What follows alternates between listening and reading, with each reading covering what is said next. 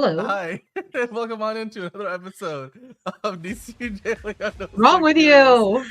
That was funny. I just wanted to let John sit there for a second because I was like, let's see if he can, pick up the ball. But I'm right. Well, there he is. Okay. Well, it's a packed show. DCU Daily today is all about Superman Day. We picked out literally everything they have. I kid you not. There's like 30 million things James Gunn posted today, and the DC accounts on YouTube and Instagram and Threads and whatever else they could find and get their hands on. But we've got a new look at Metamorpho. We have the toy. We have the shot from the new featurette, the behind the scenes look. You get a lot more Lex Luthor with the majestic bald look that he's got going on, and then beyond that, of course, we're going to be talking about Sinners. That's coming out. Well, it's out now. And Minecraft and Sinners probably gonna give Warner Brothers a really big, weekend at the box office. So Star Wars Celebration, of course, has had a bunch of announcements. We'll talk about those as well. Let's dive into a little bit more about what's going on with that Highlander move from Lionsgate to Amazon with Henry Cavill. We'll dive into that a little bit more. We talked about it a bit yesterday. We'll get into it a little bit more. 28 years later, put out a new trailer. We'll talk about that. And of course, Jon Bernthal saying that he is partly responsible for Tom Holland being our current Spider-Man. What's that all about? We'll talk about that and so much more. And to do that, of course, we're going to do that with the news intro. So let's pull that up and get the show started. It doesn't seem to matter what I do. I'm always the number two.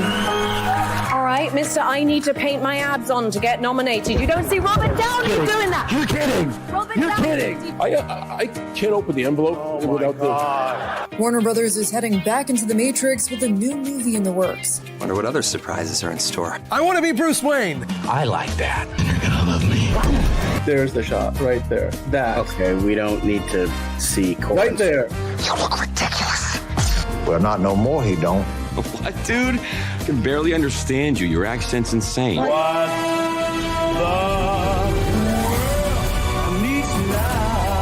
Give me a hand up. Nope, I'm actually okay. Thank you very much. Oh, wow. Wow.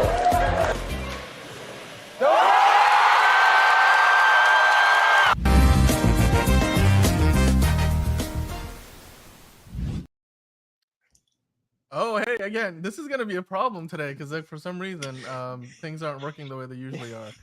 Well, I'm Daniel, and with me today, as you can already tell, we have John and Liz. Liz, how are you doing today? Happy Superman Day, everybody. I'm great. Happy to be here. Looking forward to all the Superman discussions. Woohoo. Nice. And John, how are you doing today?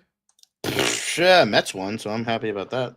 Hey. Yeah. All the way. Ha! Fuck you, Cardinals. Well, we'll talk about them in Superman Day conversation. But until then, we have to talk about It a would bunch be of other nice. stuff. We had to talk about Sinners, guys. The That's box impossible. office. Whoop, whoop. The box office this weekend is looking good for Sinners. In fact, yesterday it had a Looking real preview good. day, and it earned $4.7 million in previews alone. That's a pretty good number for a R-rated horror movie. And now it's looking at a Original, pretty decent too. opening week. It's an original movie as well. Yeah, I mean, original story. It's not adapted. It's not, based on a comic book or whatever. Are you guys impressed by these numbers? I mean, you already have Minecraft from Warner Brothers. It's still rolling down the hill like a big ass snowball, and now here comes Sinners with a damn near perfect Rotten Tomatoes score. What do you think, Liz? I mean, is this a surprise to anyone? No, it is not. You took 2 Michael B. Jordans, gave him guns, gave him vampire fangs, gave him gold toofs. Babes, come on. Yep. Come on. Well, I want to Surprising anyone? No. I want to quickly welcome on in Figure Drawing, Caleb, Leap Easy E in the chat, and we also have Christian Zalea in the chat. So hello to everybody. And yeah, I mean, hit 4.7 at the opening day, preview day, if you want to call it, on Thursday. Today is actually the real opening day for Sinners.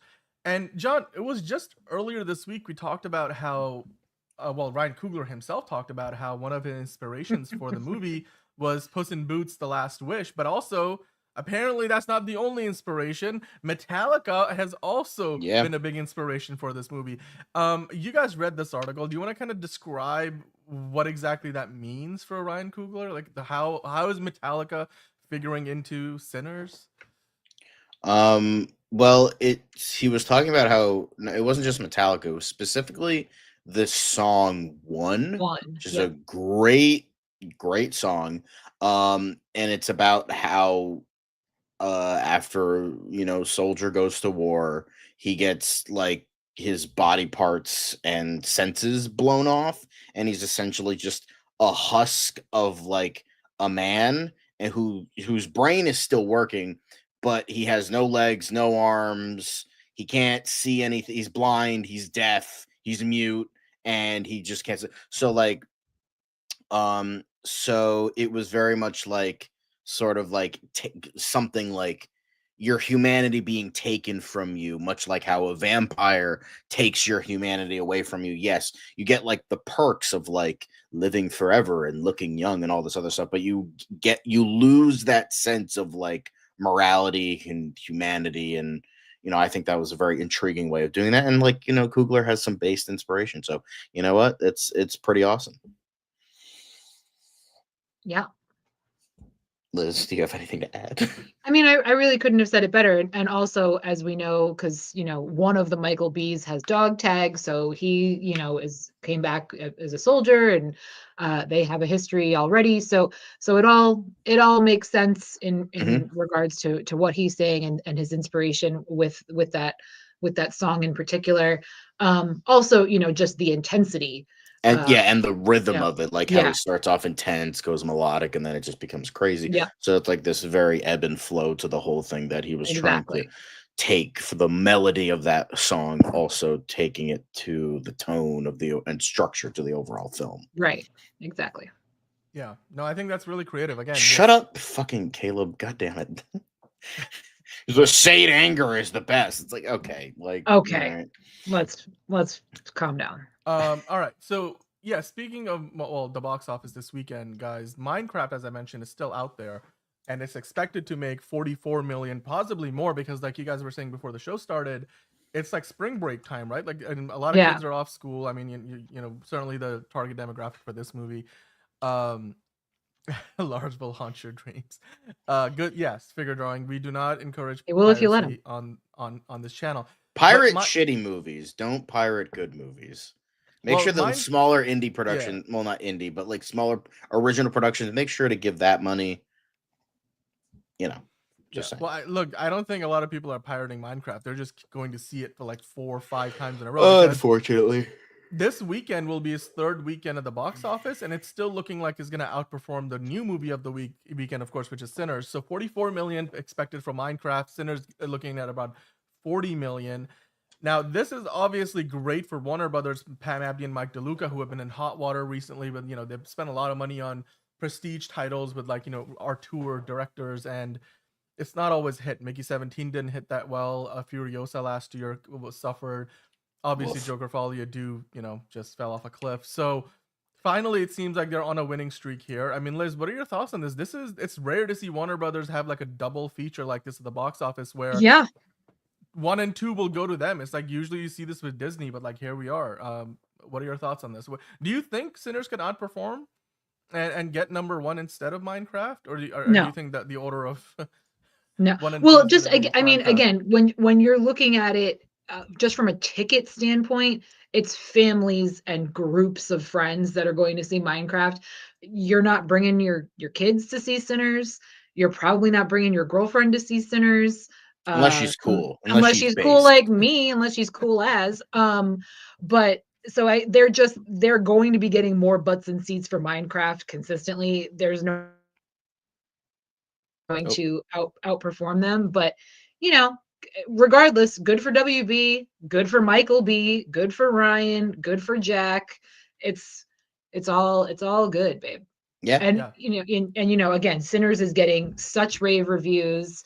Except we're for already those like talking- 5 assholes that brought it I down mean, to fuck those guys. 97. We're already talking awards. We're already talking. John, you said earlier that they already have a release date for DVD and streaming of this bad boy. So Well, the pre-orders are available. The pre-orders are going to be available soon. So good for them.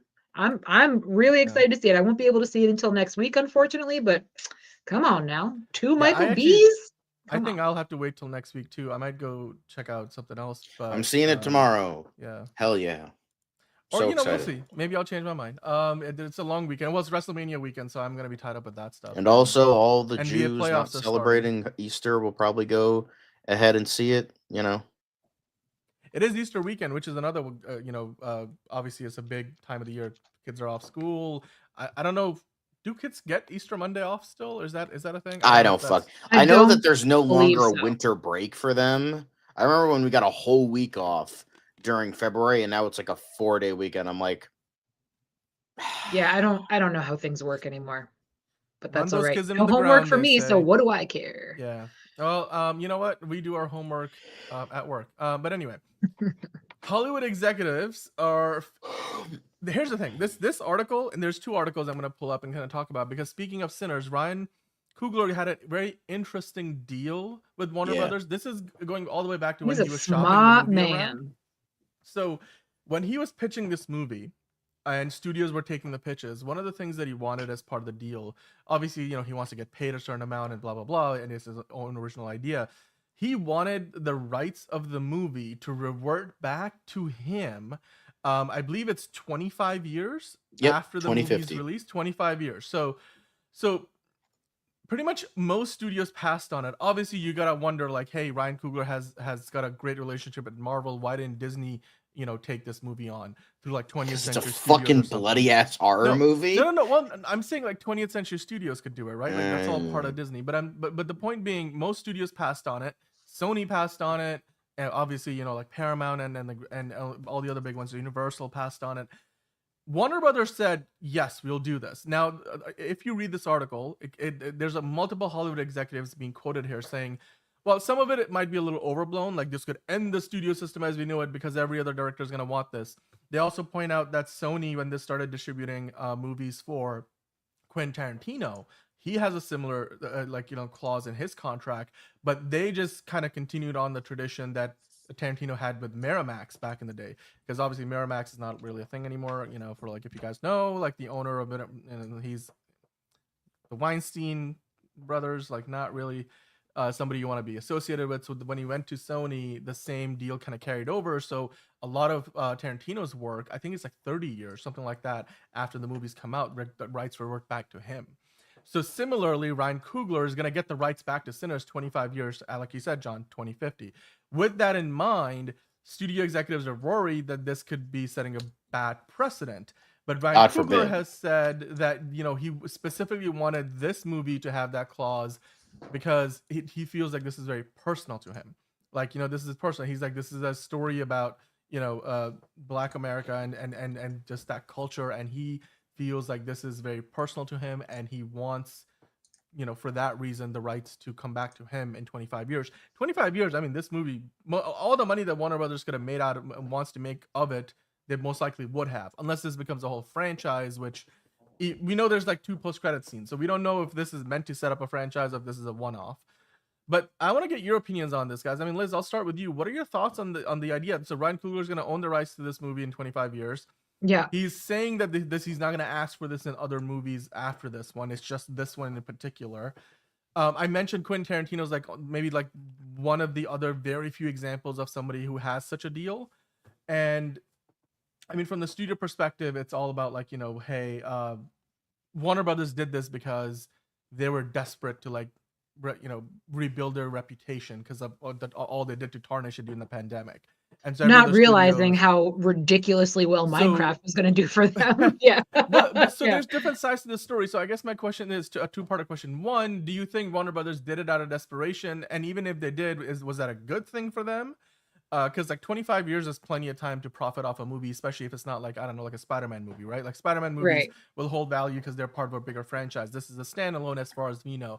Then the second side of it, I mean, do you think this is a trend that we should see more of? Like, more directors should have that ability, like, or the story, especially if they wrote the movie, like Matt Reeves, the Batman, the rights should revert back to him 25 years later. Like, I think if you're good at what you do, at least you should have some hindsight. Like, if I were to make a shitty B movie, I'm not going to like demand the rights for it in 30 years because no one's going to give a fuck. Like, clearly this is something that he was really passionate about. He really cares about. He really loves and wants to make sure that it's done justly and handled right in the future.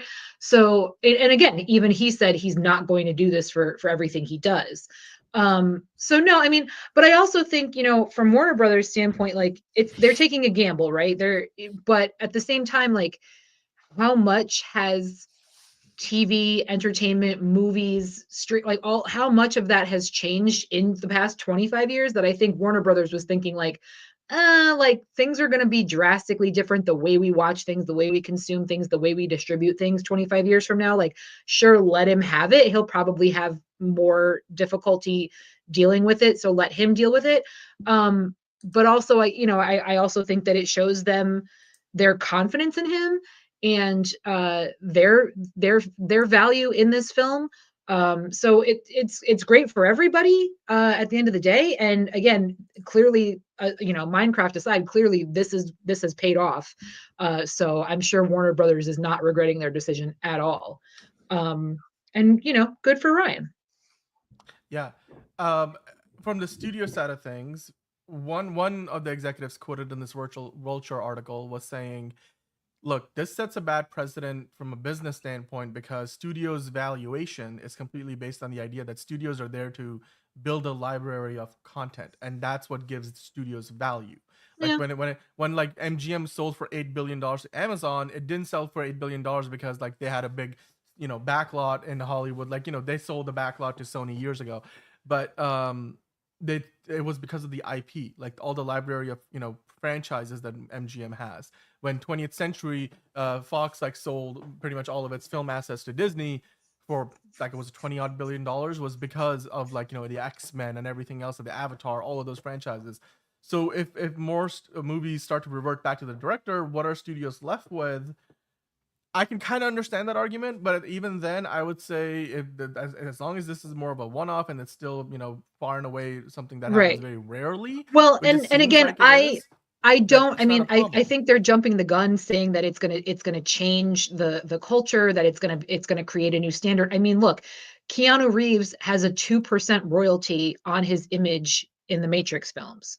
Like, man does not need to work ever again for the rest of his life. Like, he could buy an island and tell us all to go fuck ourselves. Like, and no other actor has come around. Like, I don't think Tom Cruise has even done that with Mission Impossible. You know what I mean? So like, it doesn't just because one really crazy thing happens and ends up paying off doesn't mean it's going to completely change the landscape and change the contracts and change the deals. So I think they're being a little ridiculous by saying so, because like you said, the only other person that we can name that's done something like this is Tarantino. So clearly it's not something that everyone is doing. It's not going to become some fire sale at the end of the day. So no, I think they just need to calm the fuck down a little bit there. And again, it's opening goddamn weekend. Like, chill out. Right. Yeah. By the way, Caleb, we will be talking about the Him trailer in a little bit. So hey, Jalen, stay tuned for that. Jalen in the chat. Yeah, I think overall this isn't gonna be, oh yeah, the Hollywood studio system is gonna come to an end. Like, it's like, I mean, is that really a fucking bad thing though? Like, in all honesty, if we want more movies like Sinners, yeah. Yeah, but like some movies you need the studio level financing to pull off. Like, you're not gonna have movies made for $150 million as often as they are if their studios aren't there to do it. So anyway, but moving on to the next thing. We had to talk about this Highlander situation a little bit. You guys brought it up yesterday on the show, so I wanted to kind of dive into a little bit more and just kind of explain the reasoning. It seems like at least what's implied here. The Hollywood Reporter put out this article today. The Deadline had an article out as well, kind of explaining like, hey, obviously, Chad Stahelski, who's been developing this, a rebooted franchise, the Highlander franchise, with Henry Cavill being, the lead in there. They were working on it at Lionsgate for a long time. They have been for a while.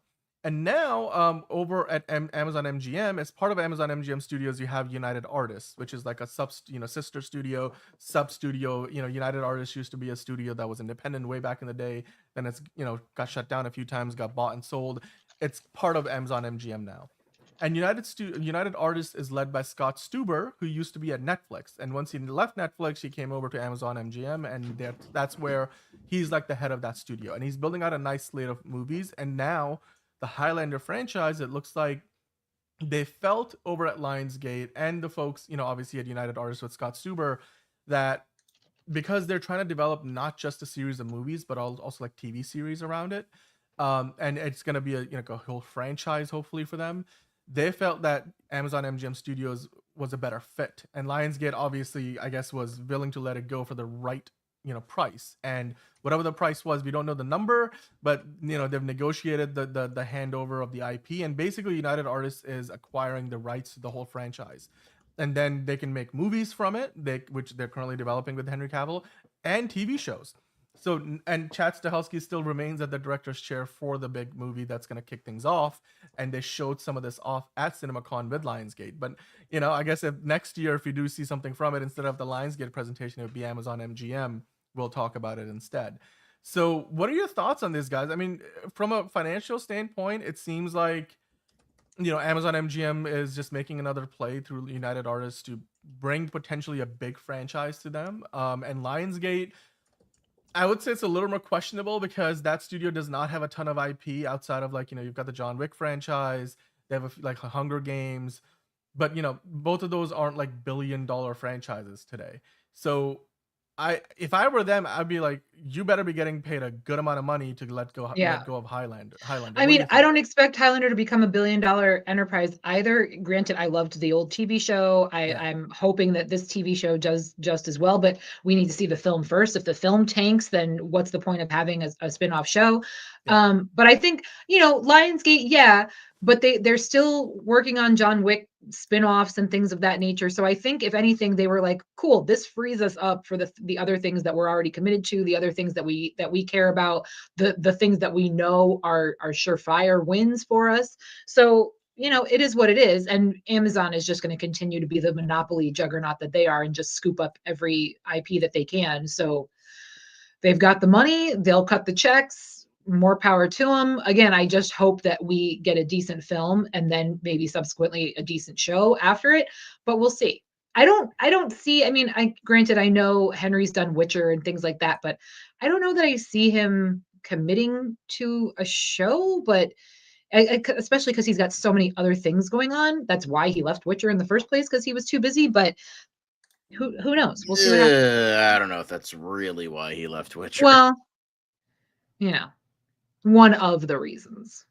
So yeah, we kind of are too, a little bit, but but whatever. Again, they were saying that for what they wanted to do moving forward after the film, it seemed like they weren't interested in being that committed to it. Like I think Lionsgate initially was like, yeah, we'll do the movie, okay, fine. But then when they came back and they were like, oh, we're also going to do a spin-off TV show, Lionsgate was like, hold on, like I don't know that we want to commit to that much, that's what it seems like to me. So, and again, if Amazon's willing to cut them a giant check, are they going to say no to that? I don't think so. Yeah. I mean, it just seems like you said, the risk involved with this, the kind of money that it's going to take to make this movie, it seems like Lionsgate just doesn't have that kind of cash flow to support that, and they'd rather just pass it off.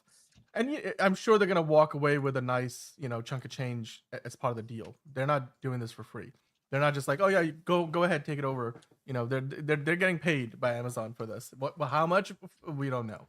But as far as the creative team, it seems like that's, like you said, this Chad Stahelski and everybody else is still going to be there. So the potential for this to be good or bad will, I don't think, be affected by where it is. If anything, I think Amazon MGM Studios has the infrastructure to support this at the scale that I guess they're, hoping and aiming for, which can only be a good thing, right? Like you want to give your project the best chance to succeed. So hopefully it will, and we'll just have to wait and see. Maybe next year at CinemaCon, or maybe this summer at the Comic-Con, we might get a look at it, because now they're looking to go into production soon. But with that, guys, just remember we will be getting into all of our Superman Day stuff in a few minutes. We're just going through some of the other news in Hollywood first, and we have so many things from Superman Day. Metamorpho, all the action figures they released, the behind the scenes featurette, everybody and anybody who posted about it. We're going to talk about them today. All the different Superman shirts that everybody got in the mail of all the cast members. There's a new cast photo with everybody wearing the shirts, so we're going to talk about that. But speaking of Warner Brothers, earlier we were talking about Sinners, and we were talking about, of course, Minecraft. The biggest IP Warner Brothers owns right now, I mean, yes, you could say DC, obviously, with Superman, but like, Harry Potter is huge. Quite frankly, probably the most surefire thing they've got. Even now, you'd imagine that anything they put out there, Harry Potter will make money.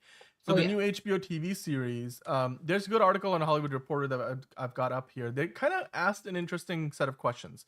3 questions, that face the show. And I wanted to kind of go through that really quickly. My question to you guys to kind of start things off is, based on the casting so far, what are your expectations of this show? Because they want to adapt all 7 books. So do you think this show will last long enough for them to get like 7 seasons or possibly more out of it? I mean, I hope so. I'm happy with the casting. I don't have an issue with any of the things that I've seen so far. However, just to kind of move forward here, they also have the question about, are people really going to be interested in supporting something that J.K. Rowling is producing? And quite frankly, that gives me the ick. I'd rather not see any more money directly go to her pocket. I mean, granted, they have to pay for the rights, right? They do have to give her some kind of check as the original creator of the story and these characters. But I don't like that aspect of it. I also don't like that she'll probably have a say one way or another, because again, yes, it's your creation, it's your characters, but you fucking suck as a person and have put a black cloud over the entire franchise, which is a real shame. I mean, I feel that way about Joss Whedon now. Anytime we move forward and I see his name attached to anything, I'm like, ugh, pass. But I love John Lithgow. I support, I love Harry Potter. Harry Potter is a huge part of my life. It's a huge part of when I have a nephew who's obsessed. So I want them to do well. I want them to succeed. I know they're getting a lot of backlash now from certain people, but I feel like the diehards are at the very least just going to check it out of curiosity. I don't think they're going to bring any new fans necessarily to the Harry Potter franchise, because you've got the original books, which are brilliant, and the original movies, which are wonderful. So I don't know that it's really going to, create a new fan base out of this, but as much as I can't stand JK, I hope they succeed. Yeah. But speaking of which, one question that comes up, you were kind of hinting at it almost. Is it going to have a new fan base? Can it make new fans? Because this whole thing is not even 2 decades old. Like the Deathly Hallows Part 2 came out less than 15 years ago, right? Like less than, was it 10 years ago? Around there, 14 years ago. 14 years ago. Just on the cusp. I mean, I guess there's a new generation out there, but still a lot of the people, it's kind of like Star Trek, right? There's a lot of people who still watch Star Trek back in the 80s during its original first run of the Next Generation, who are still around.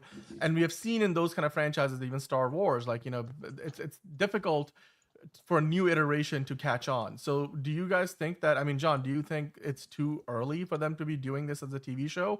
Or do you think the idea that, the movies kind of cut out a bunch of stuff because, it can only fit so much in a 2-hour-long movie, maybe in a TV show, they can kind of dig into it a lot more because there's so much in the books that was left out. Yeah, that's the thing I was hoping. It's just they should have waited at least maybe 30 to 40 years after. Wait till JK dies? You mean Well, okay. Well, this was I even said this before we saw that J.K. Rowling was even more batshit than we thought initially. Yeah. But it was, I'm it should have been I would really want to see a TV series, because there was just I think those movies, a lot of them, looking back, getting rid of the nostalgia goggles and all that, they're really not that great. Some of them are good.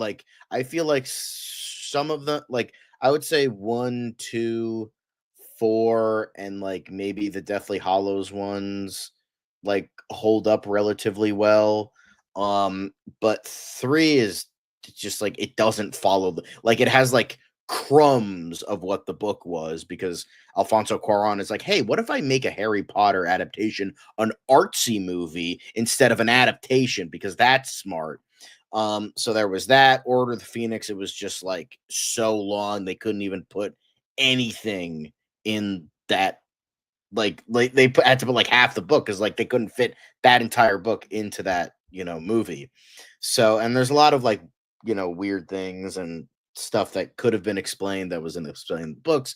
So I would have liked to have seen like a proper adaptation in TV show form, but you know, it shouldn't have happened so soon. It probably shouldn't have happened after, you know, J.K. Rowling's like, all these people aren't people to me because reasons. So I think there's that. It's a little bit too soon. And then there was also the thing of like one of the showrunners was like, yeah, we're not really gonna like adapt the books note for note. We're gonna do our own thing, which is like not great to hear. Well, and also when you consider that like the Yes. films did leave out certain parts of the books, obviously to save time, where you would think like, oh, great, now because you've got a TV show and you're stretching it out over a season's worth of episodes, you could actually add those little things back in.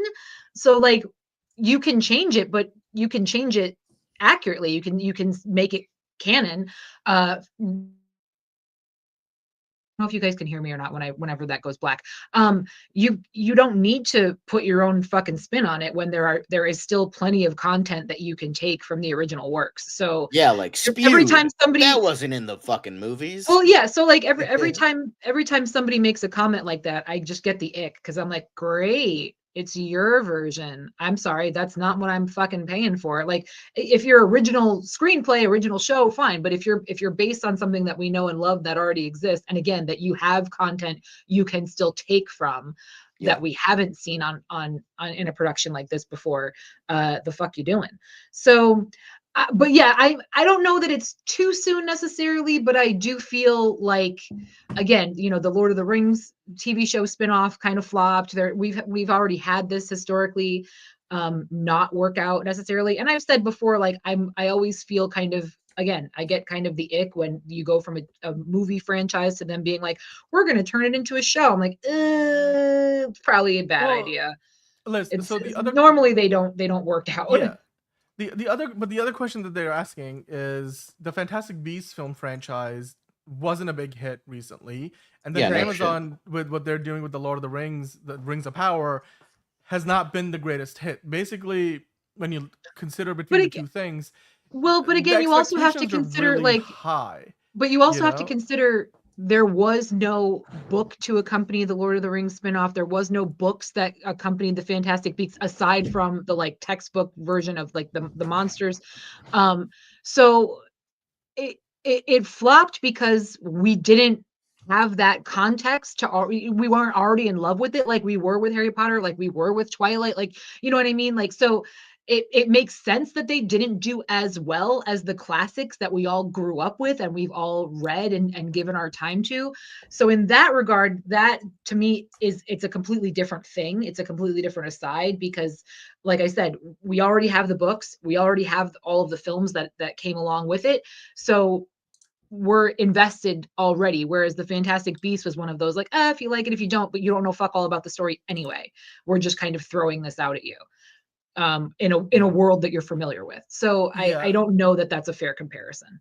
Yeah, that's also fair. And then, you know, the question about J.K. Rowling, as you mentioned, just being still a part of the franchise, how much does she drag it down? How much of an effect does she have? Because people are very much aware of that.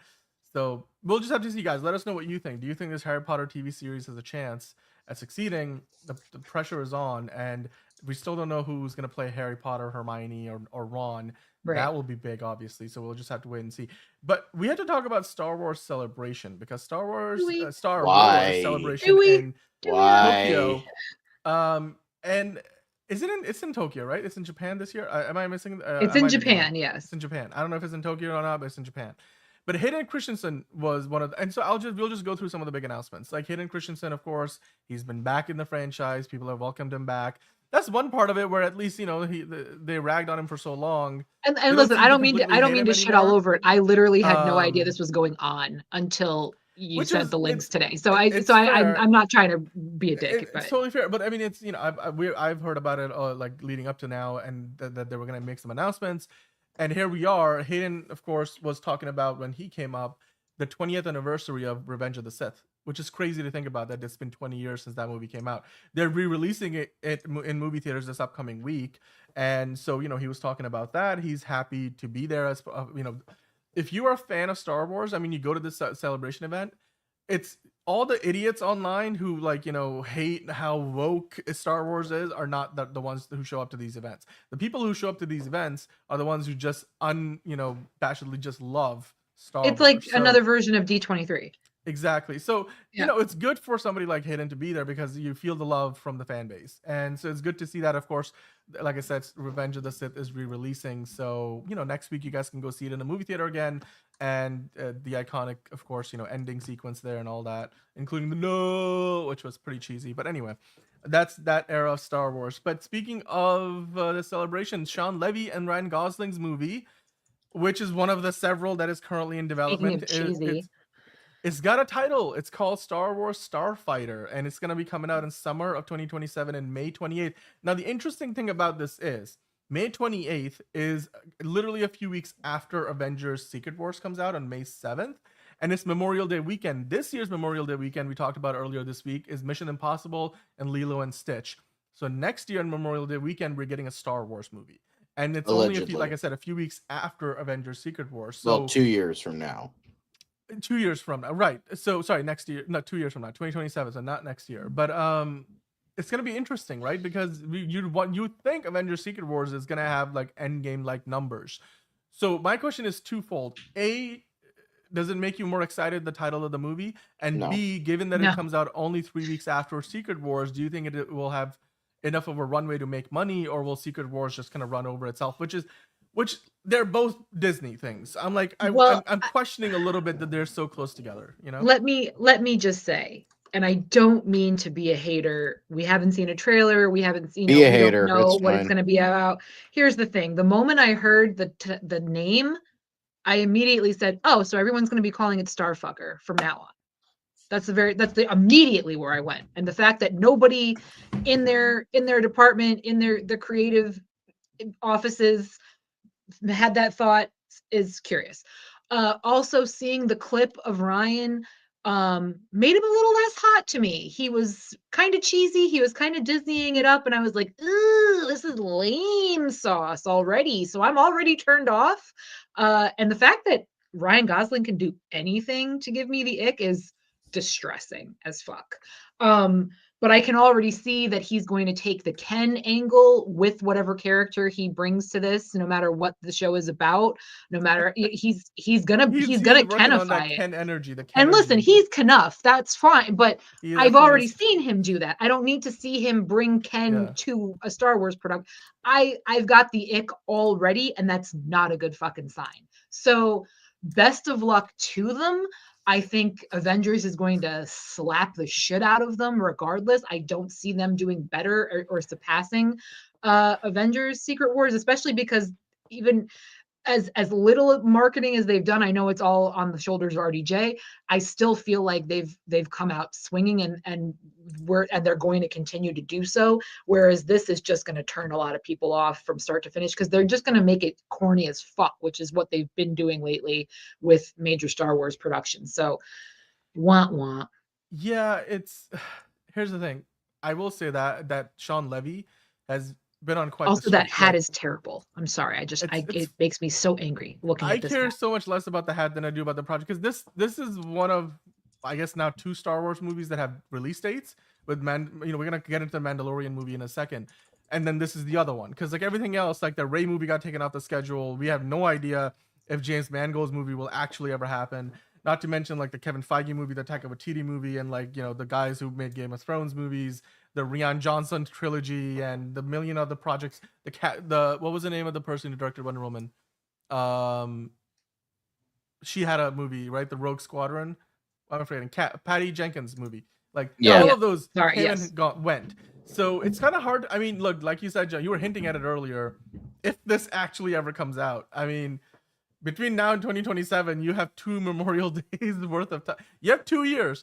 So they have time to get the shit together, but they also have time for Kathleen Kennedy to be like, oh, you know, it's not quite what I wanted. And then they'll part on creative differences. So, and then it will never happen, just like the last 12 projects. The 12 projects. It's just, I just hope, because here's the thing. You would think when they bring this out on Star Wars Celebration, bring out the actor, director, give it a release date and a title, that they're gonna follow through on that shit. But then they did what they did to Rogue Squadron. So you're like, I don't know. Like, until they start rolling cameras, it's hard to believe this is gonna be actually Although real. it is funny how, wait, go back to the other thing real quick. Yeah. How they have, we really got Star Wars Drive before GTA 6. Well, no. Here's the thing. This movie is coming out in 2027, supposedly. GTA 6 hopefully will be out before then. So Hopefully. We'll see. We'll see. I'll believe it when I see it. But, you know, also, they announced the Maul Shadow Lord animated series based on, of course, Darth Maul. That comes out on Disney Plus in 2026. The one thing Star Wars has had more luck with is making shows for Disney Plus. Good or bad, that's another question. But, John, is this one that excites you at all? No, nothing about Star Wars fucking excites me anymore. And, like, this was a character that was, like, initially bringing him back was really cool, like in Clone Wars and Rebels and all that shit. You know, Obi-Wan getting his like proper revenge and all that shit. Blah, blah, blah, blah. Great. Now I'm sick of him. I'm sick of Darth Maul. We need to stop. Like, when we saw him in episode 1, everyone wanted to see more of him, and then George Lucas at the time killed him all fucking immediately for no fucking reason. And he was so hot. And it okay. And then so it was like, then we finally got more of him like 10 years later, and now they're like, okay, we got like him in this. We got him in fucking Solo for some reason. We got him in now where he's getting a whole fucking here. I love Sam Witwer. He's great, and he's gonna voice him, but like, I'm sick of Darth Maul now. Like they take these really Disney fucking takes these cool concepts and cool characters, and then they're like, oh, you like that, and then runs them into the ground fucking immediately to the point that we don't want to fucking see them anymore. It's like, thanks, great. Now it's like more shit of like, who gives a fuck? I don't care that he's getting his own show. What bothers me is that it's animated. Like, I think it would be cool if it was live action along the same lines as Mando. Live action. Yeah, that would be cool. And then when I saw that it was animated, I was like, okay, great. 100%. 100%. I have no interest whatsoever. Again, I think he's kind of hot, especially when he got the hood up. Like, oh damn. So I was like, cool, more of that. And again, I was assuming it was kind of going to be along the lines of like Mando. So that's cool because Mando's great, but animated, pass. Yeah, sorry. I mean, not to mention, like Steven was saying in the chat, no mention of the no mention of the Rey movie or the James Mangold movies. Here's the thing. Rey movie got taken off the schedule, release schedule by Disney late last year, and it was meant to come out, I think, towards the end of this year or sometime next year. And then we have never had a release date for James Mangold's movie, even though he keeps saying that might be the next thing that he does, and it might be like at the end of this year, like December, he might start filming it. But he's also attached to that Swamp Thing movie in DC, which we don't know where that's going either. So, yeah, Steven, I don't know if either of those are going to happen. But hey, look, at least this thing we know based on the fact that they keep making TV shows, at least this Darth Maul series will happen. How good or bad it will be, we'll have to just wait and find out. We might be surprised. But John, this was one of the shots they showed. So it's not half bad. I mean, this artwork looks nice. It's a first look at it. So cool. If it's Disney, he must be gay. Okay. Okay. We're gonna move on from that. We don't need to get into this. But you know what? They did show us. Dan is just the most optimistic of the three of us. Like you always are willing to give something a chance, and I appreciate that about you, Dan. Yeah, you gotta give them a chance, and it's like fool me once, fool me twice. Give them a chance to fail. Yep, you're right. Yeah, it's so Mandalorian and Grogu. We know at least that one is shooting and has been shooting. There's character looks at the character designs, of course, and then they even showed some footage. Of course, Pedro Pascal, very busy these days. He was there. They brought out a version of Grogu and held him up. Jon Favreau was there, Dave Filoni. So Kathleen Kennedy was on stage. So of all the movie projects that are probably not going to happen. This is one that actually is coming, and we know for sure because they're going to sell so many toys. So many toys. So they did show some footage of this. It looked interesting based on all accounts. I've seen some of the stuff going on. I'm not going to show the footage, the video that I found, because it's not available publicly and we do not want to get demonetized. But it looks interesting. Look, we keep talking about movies that don't happen, but the one that is happening, like in the action heavy footage, they talk about in the Hollywood Reporter, they were showing snowtroopers inside an AT-AT preparing to engage in battle. That to me immediately sends you back to, Empire, right? Like, I'm like, oh, okay. Can they sort of get back to like the movies from the 70s and stuff? So no.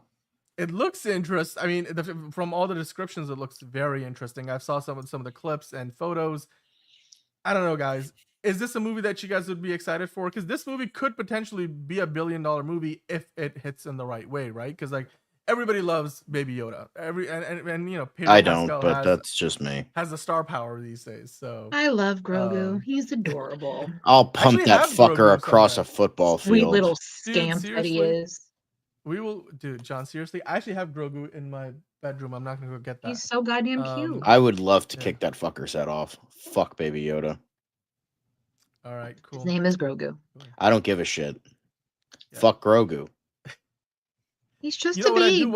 He's not a baby. He's like 50 years old. Up. That's the whole point. That's a baby in his world. Come on now. Figure drawings like John, then he turned you inside out. 100% figure drawing.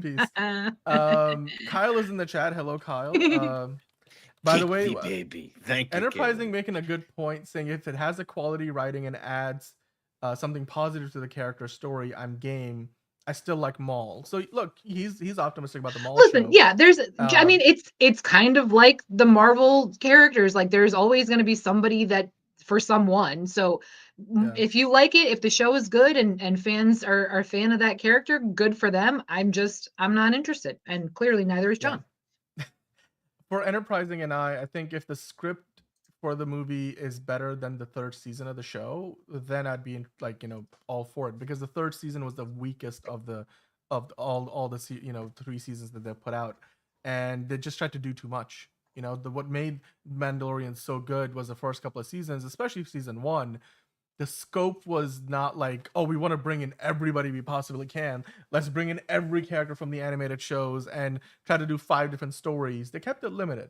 And the third season didn't. So I hope that this movie, which is meant to kind of wrap up the Mandalorian story and Grogu's story, I hope that it does it in a way that doesn't feel like, the Empire is a part of it. And all of a sudden, we have a million different characters, especially like just cameos of people, like, we don't want, I hope we don't have a Luke Skywalker cameo.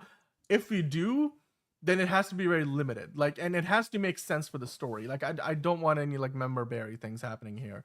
Give us a good freaking Mandalorian Grogu movie, and hopefully they do. But they also unveiled a trailer for the season 2 of the Light and Magic, which is basically a documentary series on Disney Plus, and it celebrates and talks about literally probably the most prolific VFX studio in the history of Hollywood, the one that kind of started it off in the first place, Industrial Light and Magic. Have you guys seen the first season of this on Disney Plus? It's pretty epic, some of the stories to talk about. I've never even heard of it. I had no idea this even existed. So if you go on Disney Plus, Light and Magic, what the fuck are these ads? Oh my god. The Light and Magic, they talk about how literally George Lucas and ILM invented, digital video editing, which is because of Star Wars, we have that. All the, the sound mixing with which got moved to THX. But then on the VFX side, I mean, stuff like Photoshop today and all of those things, like, the Pirates of the Caribbean thing right there. It's the way they shot the models, all the texturing, and like the CGI dinosaur in the Jurassic Park movie that still looks as good as anything you'll see in a movie, in 2025. This all comes from ILM, and the story of ILM is something spectacular. So I personally am looking forward to season 2 of this. It's coming from Joe Johnston directing, and of course producer Ron Howard. So I'm really excited about this. Sean, have you seen this? Is this one that you'd be interested in? No. Elite Easy wants a documentary on the Skywalker Orchestra. Well, if they do one, we'll talk about it. But John, moving on from Star Wars, let's talk about 28 years later. Thank fucking Christ. Finally, some good fucking food. All right. Well, 28 years later, it comes out later this year. The exact release date is 6/20, so June 20th. You saw this new trailer. I know you're a fan of the franchise. So what did you think about it? Because the first trailer that they put out was probably one of the best trailers we have seen in the last 5 years. Yeah. So was the second one as good or better or worse than the first one? I would say the first trailer was still better, but this was still like I saw the marketing. There was another one where it was like, I don't remember. I think it might have been like a teaser for this trailer where it was like all these skulls are like forming the logo while like a bunch of like really fast, snappy cuts. And it was like, it really adds to the whole like fever dream, rage virus, like fast paced quality that these movies have.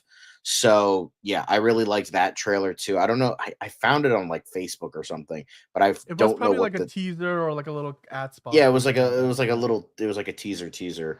But this was it was funny because this was a movie I was like kind of like, okay, I'll see it. It sounds interesting. Like the first one is good but overrated. I love the second one. I think it was really good, very underrated. Crazy. But this I was like, okay. I'm like, okay, it's got a good cast. All right. And then that trailer, I'm like, yep, you got me. Boom. There we go. Perfection. Can't wait to see this. Looks great. The new trailer also is great. So you got me, guys. You don't have to keep pushing it. You got me already. Yeah, got me. But I'm curious for the next two movies that are going to be like in the same, like it's going to be 20. All of them are going to be 28 years later. So curious how that is. Nia DaCosta is doing the second one called The Bone Temple. So I'm not relaxing because I'm okay.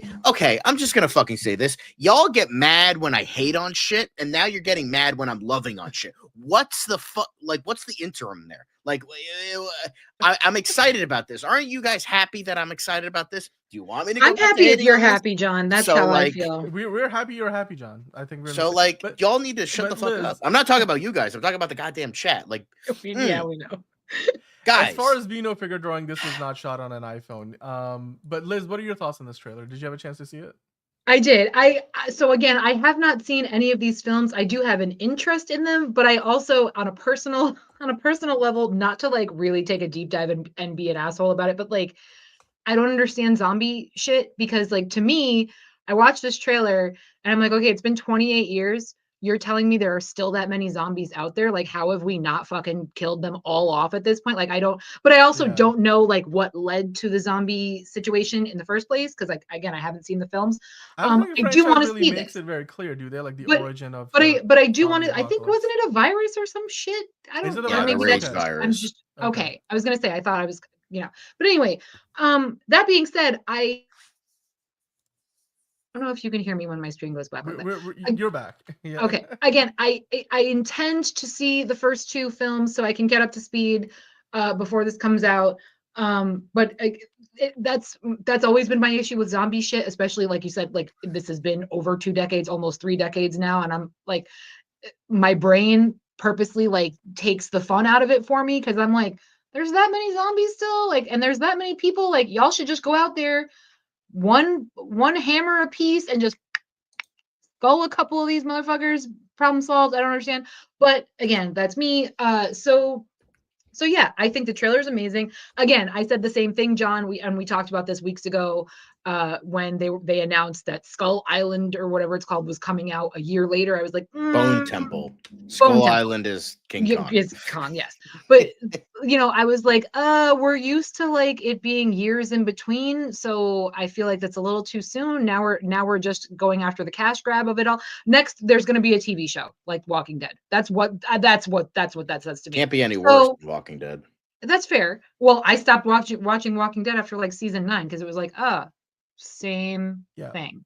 Still. By the way, I mean, Figure Drawing was pointing out how this was shot with that iPhone. Yes, I know, Caleb. Pro Max. An iPhone 15 Pro Max is literally my iPhone too, so I'm like, yeah, I can shoot this movie. Obviously, it's not like they just put a iPhone on a stick and shoot it. There's a lot of other things. Do you build a whole camera rig around it? So it's much more professional. But yes, the sensor on your iPhone 15 Pro Max is the same sensor they used to film the movie. Which look, the iPhone 15 and as well as the 16, they can both. I mean, all of these, the last few generations. Wait until of iPhones, someone shoots something on a Samsung. All you motherfuckers are not gonna know what hit you. Jesus Christ.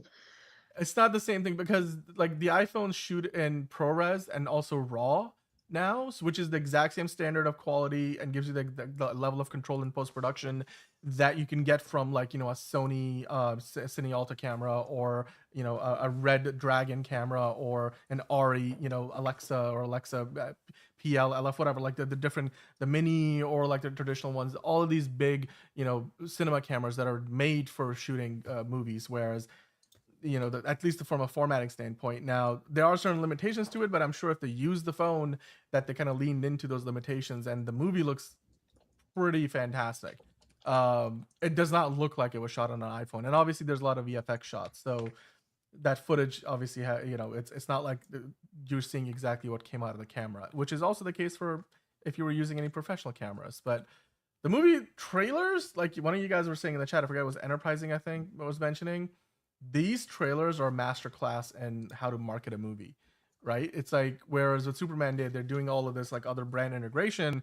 28 years later, I think the trailers alone are enough for us to be like, yep, we're gonna go see it. This is amazing. This is great. One of the best trailers I've seen in a long time. So yeah, I'm excited for this. I want to see just how much money it makes, because obviously they have plans to do more movies. They already have another one coming. So if it, but they still need to get funding for the third one. Yeah, so this movie needs to do well for this franchise to not be shelved for a while again, you know? So yeah, and it's gonna be interesting to see where things go. Steven was asking, Dan and John, the Roses trailer came out, did you discuss it? And I'm here too, Steven, thanks. I don't believe we saw that. What are you? I saw it. Did you see it, Liz? Well, sure did. What you thought. What did you think about the trailers? So I don't know if you guys have seen the original film. I love the original film. It's a classic. Danny DeVito and Sybil Shepherd. Yes, no. But yeah, I saw it. I like it. Olivia Colman and Benedict Cumberbatch have some crazy chemistry together. It looks not only funny, but it looks unhinged as fuck, which is what we want. So I think it's going to be great. I'm looking forward to it. But again, I encourage people to see the original film so you kind of have an understanding of what's going on here. Because you see this trailer and you're like, just get a divorce. Like, what the fuck? But but I think it looks pretty good. So yeah, it'll be fun.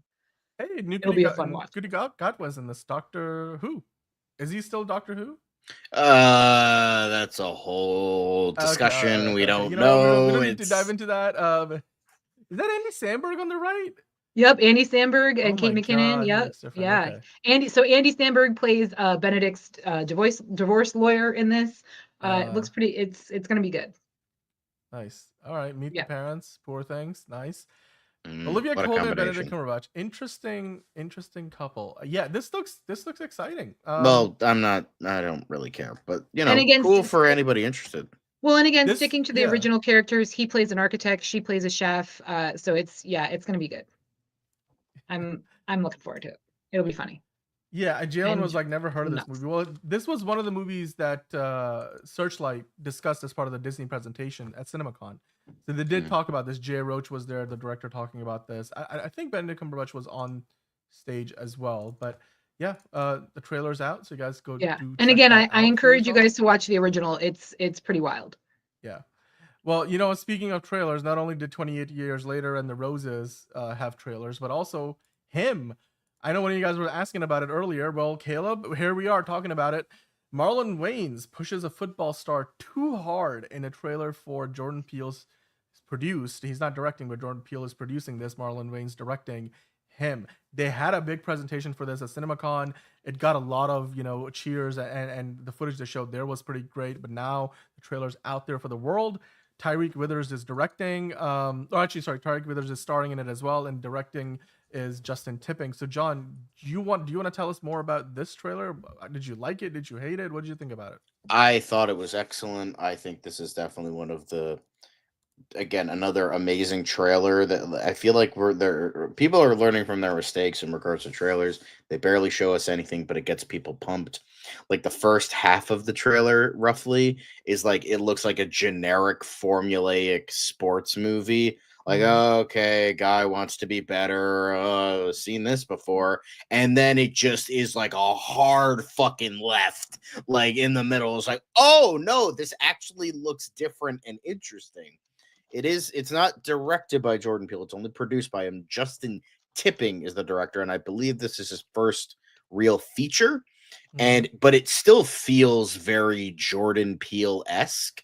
And I'm really excited for it because it looks like it's going to be a commentary. It's not only like a sports horror movie, but it looks like it's going to be a commentary on like head injuries, the heavy like modern idea of greatness. Like, oh, I need to be the greatest. I need to be the best. I need to be, that pursuit of like ultimate fame and greatness and fortune and all this other shit, like a lot of like of the newer generations are like trying to get and trying to like get a lot easier.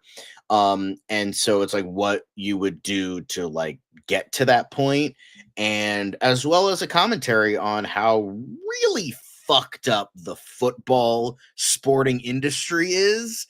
So in regards to not giving a fuck about their players and like it being now like an ongoing stereotype that football players are wife beaters. So it's like, I think it could, I mean, that was kind of brought up in Concussion a little bit, although that was more of a straightforward drama. This is like, we're bringing in the heavy fucked up shit that comes with this industry and with this sport.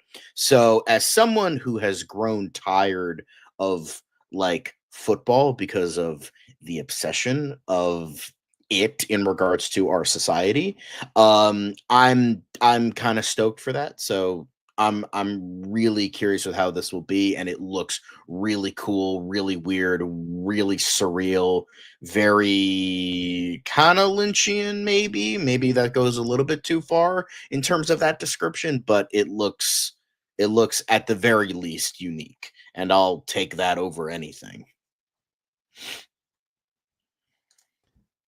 I just came across something else for Superman, so I got distracted. But Liz, what are your thoughts on the trailer? Did you get a chance to check it out? Yeah, it made me think a lot about that film Waves that pretty much nobody saw with Sterling K. Brown. Again, and also Concussion as well. It brings up a number of things about sport, about athleticism, about trying to be the best, about trying to reach a goal, about pushing your body to the physical mental limit, about family dynamic, about all of those things that come with it. But again, it's got a Jordan Peele twist to it, so it's not going to be as straightforward as something along those lines. There's some freaky shit going on in here. It's going to be twisted as fuck. I love Jordan. I have yet to see him make a misstep with anything that he does, so I'm looking forward to this one for sure. And it'll be nice to see Marlon Wayans in a different kind of role as well. I'm looking forward to him, being serious, being unhinged. It doesn't look as though he's going to be cracking any kind of jokes. So yeah, I can't wait for this one. Yeah. It looks creepy, which I think Caleb put it accurately. Like, it definitely looks creepy. We did talk, by the way, Steven asking in the chat, did you guys talk about the new Ari Aster movie? There was a Eddington trailer, I think, or first look earlier this week. We talked about it a few days ago, I think. So yeah, I mean, Steven, you're welcome to go back, and I think it was 2 days ago, maybe we were on the show talking about it, or towards the start of the week actually, because it dropped towards the end of last week, if I'm correct. But yeah, I mean, a lot of good movies coming out this year. It looks like it's only gonna pick up from here, and him is just one of those many movies. But now, speaking of movies, of course, The Count and Two we reviewed yesterday, and Ben Affleck, while he was on the red carpet for the premiere of this movie in LA, he's of course also filming his next film, Animals, in LA. But he was asked about the concerns that they're ringing all throughout Los Angeles these days. There's fewer movies and TV shows being shot in the area, in the LA area, and that's obviously a concern for all the people who are looking for work, who rely on that as part of their careers.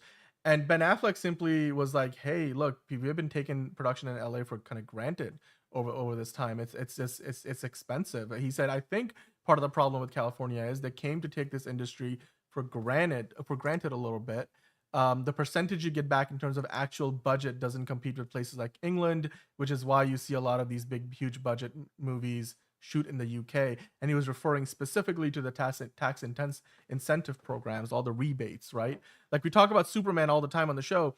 Superman shot a lot in Cleveland because Ohio has a huge tax incentive program where they shot it in Cincinnati, they shot it in Ohio. You shoot a certain percentage of your movies, but you spend a certain percentage of your movie's budget filming in Ohio, they'll give you a bunch of money back. Like that's what they tried to take advantage of. And LA's production tax credits are quite simply not competitive with places like the UK, Vancouver, Atlanta, all these other locations. And Ben Affleck is saying, yeah, I mean, they've been taking it. California's been taking Hollywood for granted, and they need to.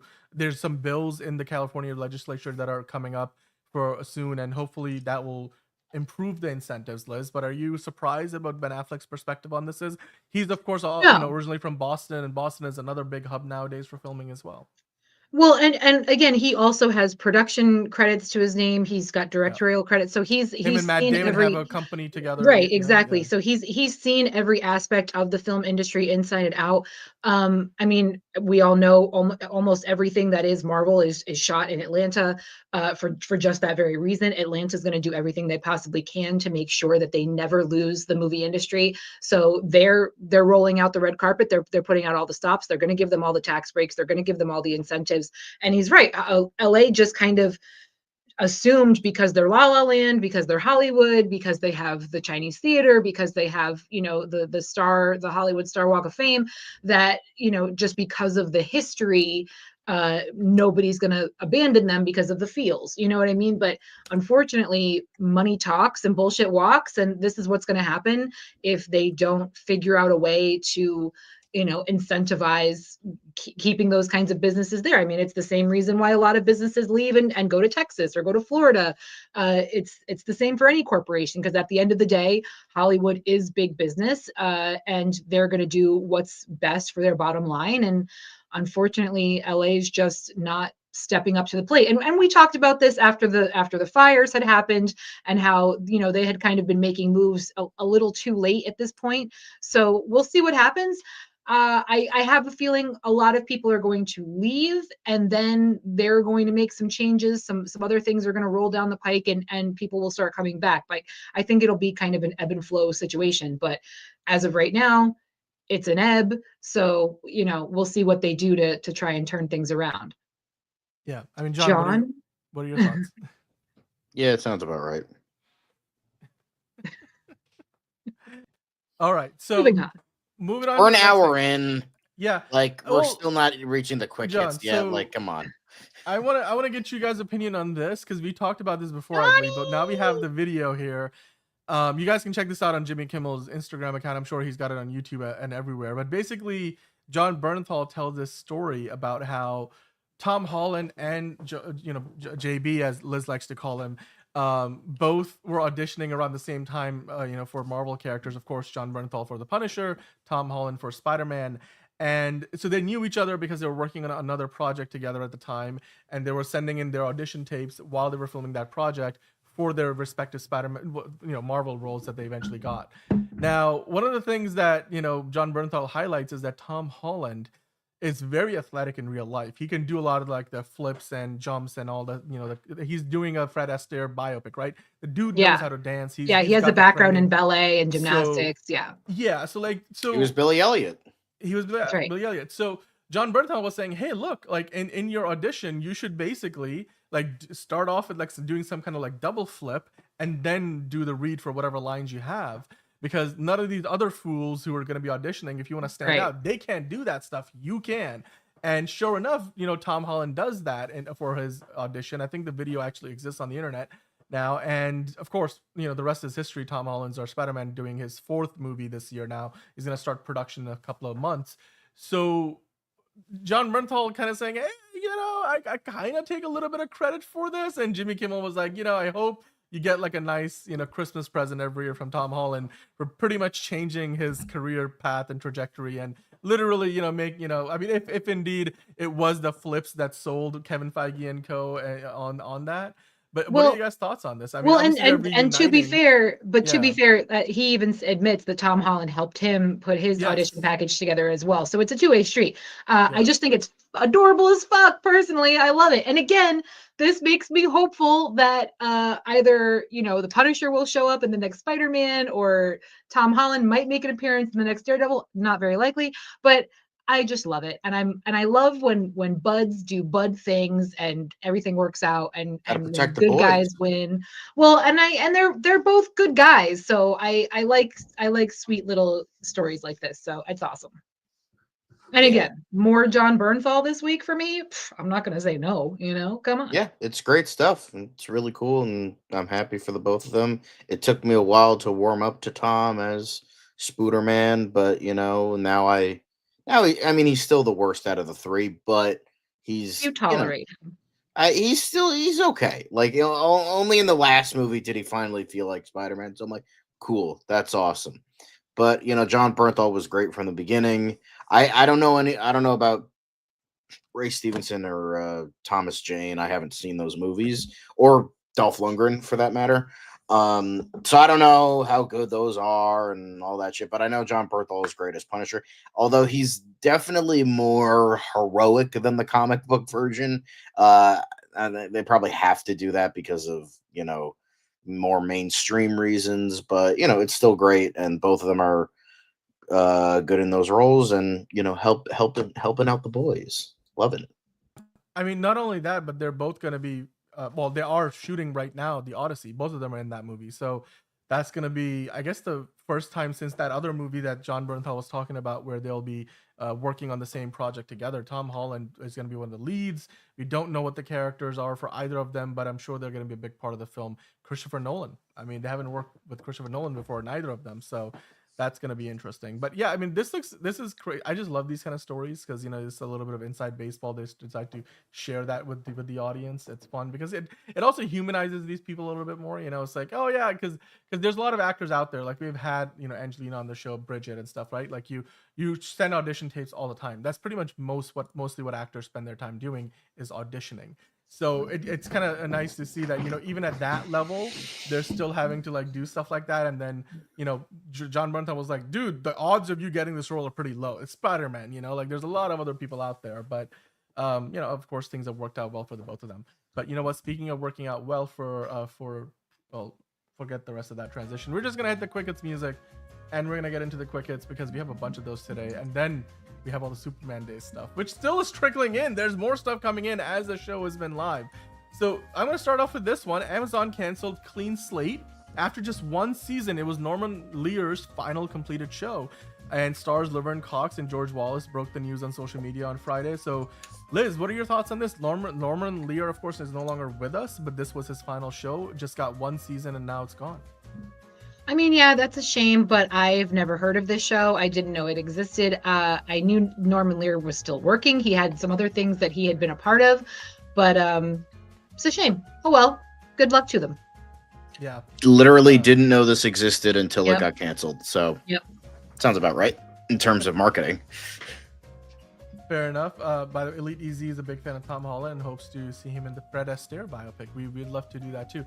Of course, Nintendo Switch. Remember how they paused the whole release thing because Nintendo Switch 2, they were like, hey, there's these tariffs. We don't know if this thing's going to need to be more expensive. Well, now they've actually, I guess they've put a date out like, okay, we're going to release this thing on April 24th. The pre-orders will be available and the price hasn't changed. It's still going to be $450, but the accessories are going to be more expensive. Your thoughts on that? Great. Guys? Fucking Nintendo being fucking brain dead stupid, and are gonna hopefully get a reactionary thing from their fan base. Well, except the stands because they're fucking stupid. Well, but also listen, at the end of the day, we can't fucking afford eggs. Like, this is a surprise to no one. They're raising the prices of everything. Shoelaces are gonna go up $5. I mean, it doesn't. Reggie, please come back. We miss you, buddy. I'm just saying, it's. I mean, to me, it's not news. I feel like, okay, and then tomorrow PS is going to say something, and Xbox is going to say, and then prices are going up on life right now. So end of story. Get a PC because it's going to be better in every single way, and you can emulate the stuff that's going to be released on this piece of shit console. So if you want to play that, get a PC.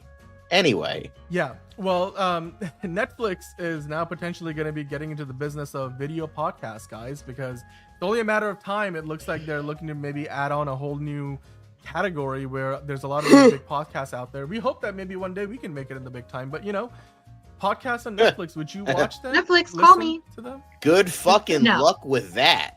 I mean, no, again, there's already so goddamn fucking much You have content, Audible, so Spotify, fucking YouTube. like, you got for everything. me, my feeling is anybody that they give a podcast show to, the only people that are going to be watching them are people that are already currently listening to them. So like, I don't know that they might, unless they have certain people that stand out, but you really have or they have people they have contracts with already for Netflix, right? And then it's going to get canceled after one season because that's what fucking Netflix does. So it's like, what's the point? And then they can go to YouTube where they don't have to get canceled. Probably, if anything, they're just going to use this for marketing. So if they have a new movie that gets released or they have a new show that gets released, then they're going to put all of those actors and directors and writers on these shows. That's what it's going to turn into. It's just going to be a circle jerk for Netflix. But again, Netflix, call me. Happy to be a part of it. Also, Caleb, who rides harder, Nintendo bots or Snyder Bros? Both are equally as intolerable and pathetic, but if I had to pick, that's a tough one. I have yet to meet a tolerable Nintendo bro, while I know a couple Snyder Bros that are semi-decent, so I might go with Nintendo bots on this one. They're pretty fucking pathetic, so I'll go with Nintendo. Anyway, next thing.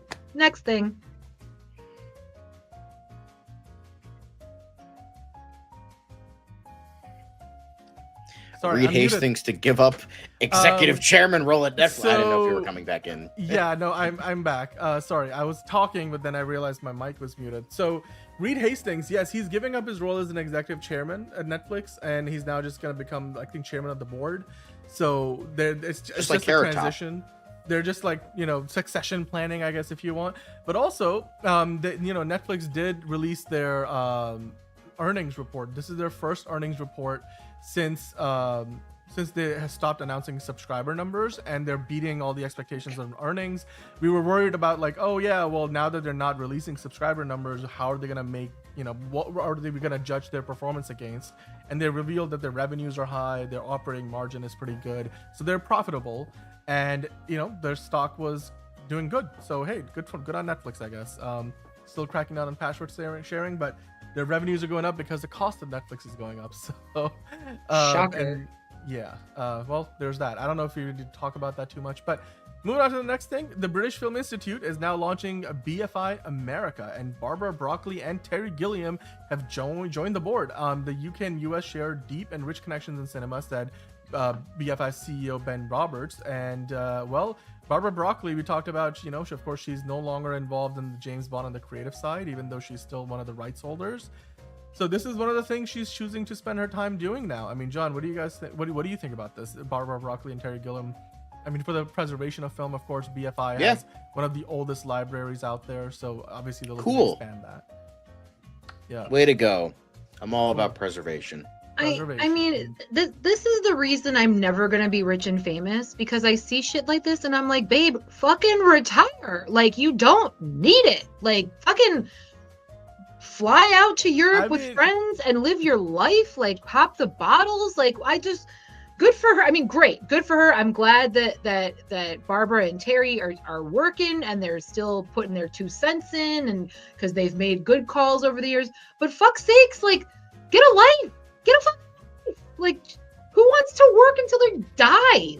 I mean, other than Norman Lear, apparently. But Christ, you guys, like, fucking go see the world. Jesus. Again, this is why I'm never going to be rich and famous, because I'm busy seeing the world. But all right.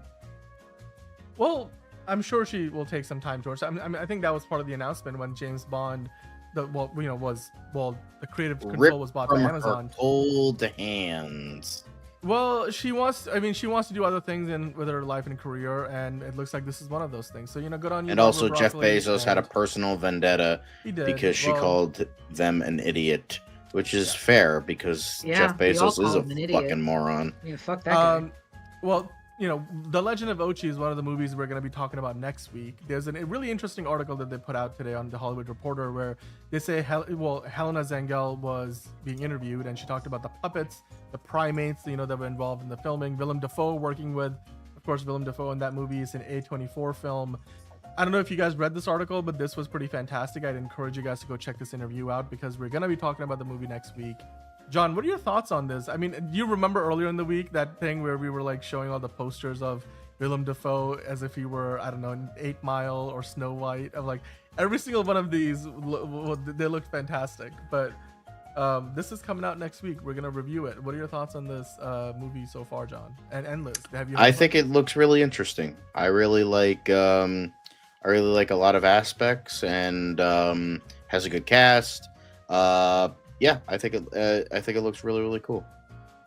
Yeah, same. I'm gonna see it. If you read this article, you'll find that the plot is identical to How to Train Your Dragon. So already that tells you all you need to know. If you enjoyed that film, which you should, you'll enjoy this one. And look, there's a cute little alien creature thing. Who has a problem with that? Not me. But for some reason, John wants to see it, even though he doesn't like Grogu. Make it make sense, John. Make it make sense. No, with Legend of Ochi it looks like a great like story and like a more original story. So I really like those aspects. Literally, Grogu was only made to fucking sell product. That's literally it. Like, it was succeeded. Perfectly designed to be a viral meme and to sell product. And that's it. That's literally it. They didn't do anything to like further art, further intrigue things. No, it was made to sell product. That's it. And it fucking worked because Disney is a lot smarter than we think. Yeah. Well, speaking of which, let's move on to the next thing. Actually, before we do, I wanted to kind of bring that back because Liz wasn't on the show when we talked about this, Liz. Willem Dafoe... somebody made these fan posters, and they're some of the best. This is like being John Malkovich. Yeah, like Willem Dafoe, Terminator, and 8 Mile. I wouldn't mind seeing Forrest Gump. Like, no, I'll see the 8 Mile. Oh, that, you know what? That would actually be fucking great. That would be fucking great. The wedding. I want to see that it. Would be fantastic. Mom's spaghetti, knees weak, arms heavy. His name's Clarence. So weird. So weird. My life is a box of chocolate. I can't even. Oh my god, fuck off. This bitch went to private school. Did Caleb make these? This is right up Caleb's alley right here. And John was like, this would actually be great if Willem Dafoe was in Fight Club. That would be perfect. I would love to see that. That would be an amazing movie. Oh my god! And then Dangerous Minds, and then of course they had Snow White in there, which would be that would have been a better. That would be a vast improvement. Fuck.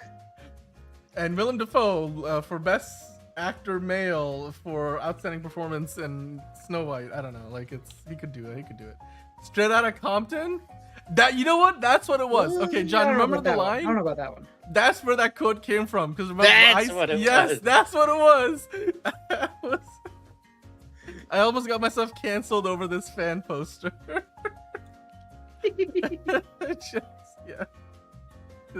Anyway. Yeah, I was like, you know what? Yeah, I would. I'm okay with that. I'm okay if they were to go in that direction. Then John was like, you know, they don't have to do that, right? They're like, oh yeah, I guess that's true too. But yeah, being Willem Dafoe. Well, he's in The Legend of Ochi. Comes out next week. We'll talk about it.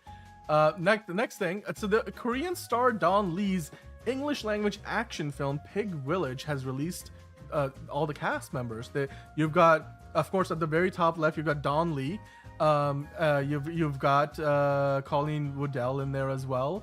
Don Lee was in he was in what was the event, the Marvel movie? Nobody liked it. Eternals. Nobody liked it. Yeah. Anyway, I guess some people liked it. Alion, Abraham Papula, Lisette Oliveira, Michael Rooker. Michael Rooker's in this one. That's his next project. Liz has met Michael. He's a great man. Hip hop star Nancy is also in there. This looks interesting. And this is probably one of the biggest, most expensive Korean films that is, going to be made entirely in the English language. But it's a Korean movie. So this will be interesting to see how this turns out, especially, in the US and North American market. So I am excited for that. The next thing, another Korean project. Disney Plus is getting into more Korean cinema and television. Of course, Netflix already has a huge presence with things like Squid Game and of course the stuff they've been talking about. But Korean show 9 Puzzles is set for Disney Plus. Is this one that you guys have heard of or are interested in? Yeah, I read the article. The story sounds interesting. I mean, who doesn't love a project about a serial killer? So yeah, if I get a chance to see it, which I probably won't, I'd like to check it out, but again, probably won't. So good luck to them. Hope it works well. Hope it works out well. Yeah, I mean, Korea just does a really good job at a lot of this stuff. I mean, their storytelling is another level in general, and obviously, the Western world has really adopted it, and rightfully so. Leslie Headland, working on a Cult of Love feature film adaptation. Will Ferrell and Jessica Albaum will produce the feature. It's based on the Broadway play. John, is this one that you would be interested in? No, because Leslie fucking Headland is a bitch. There, I said it. And she made a shitty fucking Star Wars show. There, I said it. Yo, get this bitch off the fucking screen. She sucks. She has a fucking annoying ass attitude, and she worked for Harvey Weinstein, so gross. Gross. Yeah. Yeah, no one wants that on their resume. Yep. Well, guys, if you're watching, please hit the like button. We're about to get into the DC stuff. A few more quick hits to go. Speaking of which, hi Bob. Joel Kinnaman joins Elizabeth Moss, Kerry Washington, Kate Mara, and Imperfect Woman, a thriller coming to Apple TV Plus. It's based on a novel. It's a limited series written by Annie Wiseman, and it will explore the relationship of 3 women and the destructive power of their buried secrets. What do you think? Joel Kinnaman sticking with Apple after? I mean, he's still in For All Mankind, but I guess this is his next project. Another Apple TV Plus show. Maybe he's gonna die soon on that show. Who knows? Dude, at this rate, if you get through all the seasons, the man has had a rough life. Like his character loses somebody every season. It's crazy. Yeah, I spoiled that for myself. I know. I think I know what happens. It was in season 3. I think. I don't know totally yet. Obviously, don't say anything. But I think. Yeah, I think I spoiled it for myself, which is fine. She's a shitty character anyway. But she actually does. She has a redemption arc. But anyway, sorry, I'm not. Anyway, well, she finally got pot, so it's like, okay, now you can actually be tolerable. Anyway, but yeah, dude's a good actor.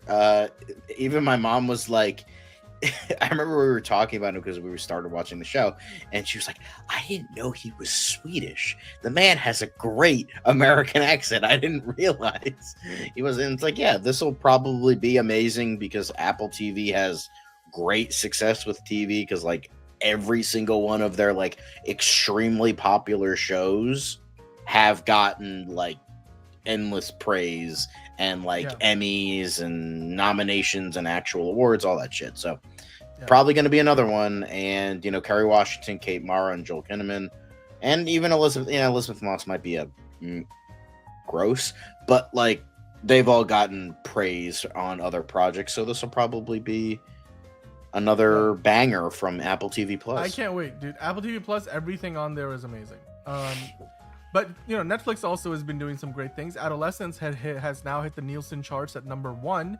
The Pit debuted. Now these charts are usually a couple of weeks behind, so we've been talking about how Adolescence has been breaking all kinds of records. Of course, the other day you guys mentioned that Severance had 6 point some odd billion minutes streamed. Well, just in the last week of measurement alone, Adolescence got 1.4 billion. And you see, all these other shows on Netflix. You have The Residents, Moana 2 on Disney Plus. Then top 10 original series. That's where Severance is. So, I mean, 1923 just finished its season. The Pit is in their top 10. Are you guys surprised that Adolescence continues to just blow away everybody's expectations? No, and I do intend to finally watch it. Hopefully this weekend. So it doesn't surprise me at all. And a lot of people are actually referring, especially anyone that has young kids, especially young males, are referring people to this show because it does shed a light on some really horrific shit that's available on the internet for anyone and all to see. And also the pit is excellent. If you guys ever get a chance to see it, I've seen about half the season, but I have seen the season finale. Wonderful show. Very, very graphic, very real, probably the most realistic medical drama you'll ever see in your life. So a lot of peni, a lot of gore, a lot of open wounds, a lot of fucked up shit, but it's pretty awesome. It's a really, really good dynamic show. Man of Steel Magnolias agrees with you. It is a great show, and that's all I've heard about it. It's fantastic. The first Arabic IMAX film, Ambulance, has got a sequel coming up, and with Ibrahim Al-Hajjaj returning. So if you guys are from that part of the world, I mean, hey, there's another sequel to that movie. I thought Michael Bay did that movie. I know. That's the one I had to walk out of. Confused for a bit, but it's this is a different Ambulance. So okay, it's cool. Getting a sequel. Don't care. All right. Move on. Paramount Plus expanded its footprint in Japan now through a partnership with local streamer Lemino. Of course, we know Paramount, like HBO Max or just Max, they're not available everywhere yet. But it looks like Paramount Plus will now have a lot of their content available through Lemino. So if you guys are watching from Japan, there you go, and you can now get all your Taylor Sheridan stuff on there, including, of course, all the Yellowstone shows and everything else that he's produced, as well as Star Trek. Hopefully, you can watch Star Trek on there. Of course, this is WrestleMania weekend, everybody. WrestleMania 41 is tomorrow and the day after, day 1 and day 2, night 1 and night 2. You have the Hall of Fame tonight at like 1 a.m. It's like 10 p.m. in Las Vegas, so I'll be watching that, like, and probably going to sleep really late. But then they did the whole set reveal. That's like customary every year. They show like what is the big set gonna look like. And I'll be quite frank with you, last year's set in Philadelphia was a bit underwhelming because it wasn't all that creative. It was just a bunch of big screens and with the WrestleMania like spelled out. This, on the other hand, looks great. It's kind of similar to what they did with WrestleMania in Hollywood a couple of years ago. But this one obviously is in Las Vegas, so a lot of the thematic elements are very casino based, and this is taking place in Allegiant Stadium where the Raiders plays for the NFL. So I love this. As a fan of wrestling, I always look forward to what the WrestleMania stage is going to look like every year, and this impressed me. What did you guys think about it? I think they spent a shit ton of money, and for some reason Stephanie McMahon and Pat couldn't wear like full outfits and they look like trash. I don't fucking understand. They look like they shopped at Goodwill for their fucking clothing. But all right. I mean, this part was cool, with the different the various screens. Like I was like, but again, I also don't follow this. I also haven't watched it year to year. I haven't watched anything wrestling related since I was in high school.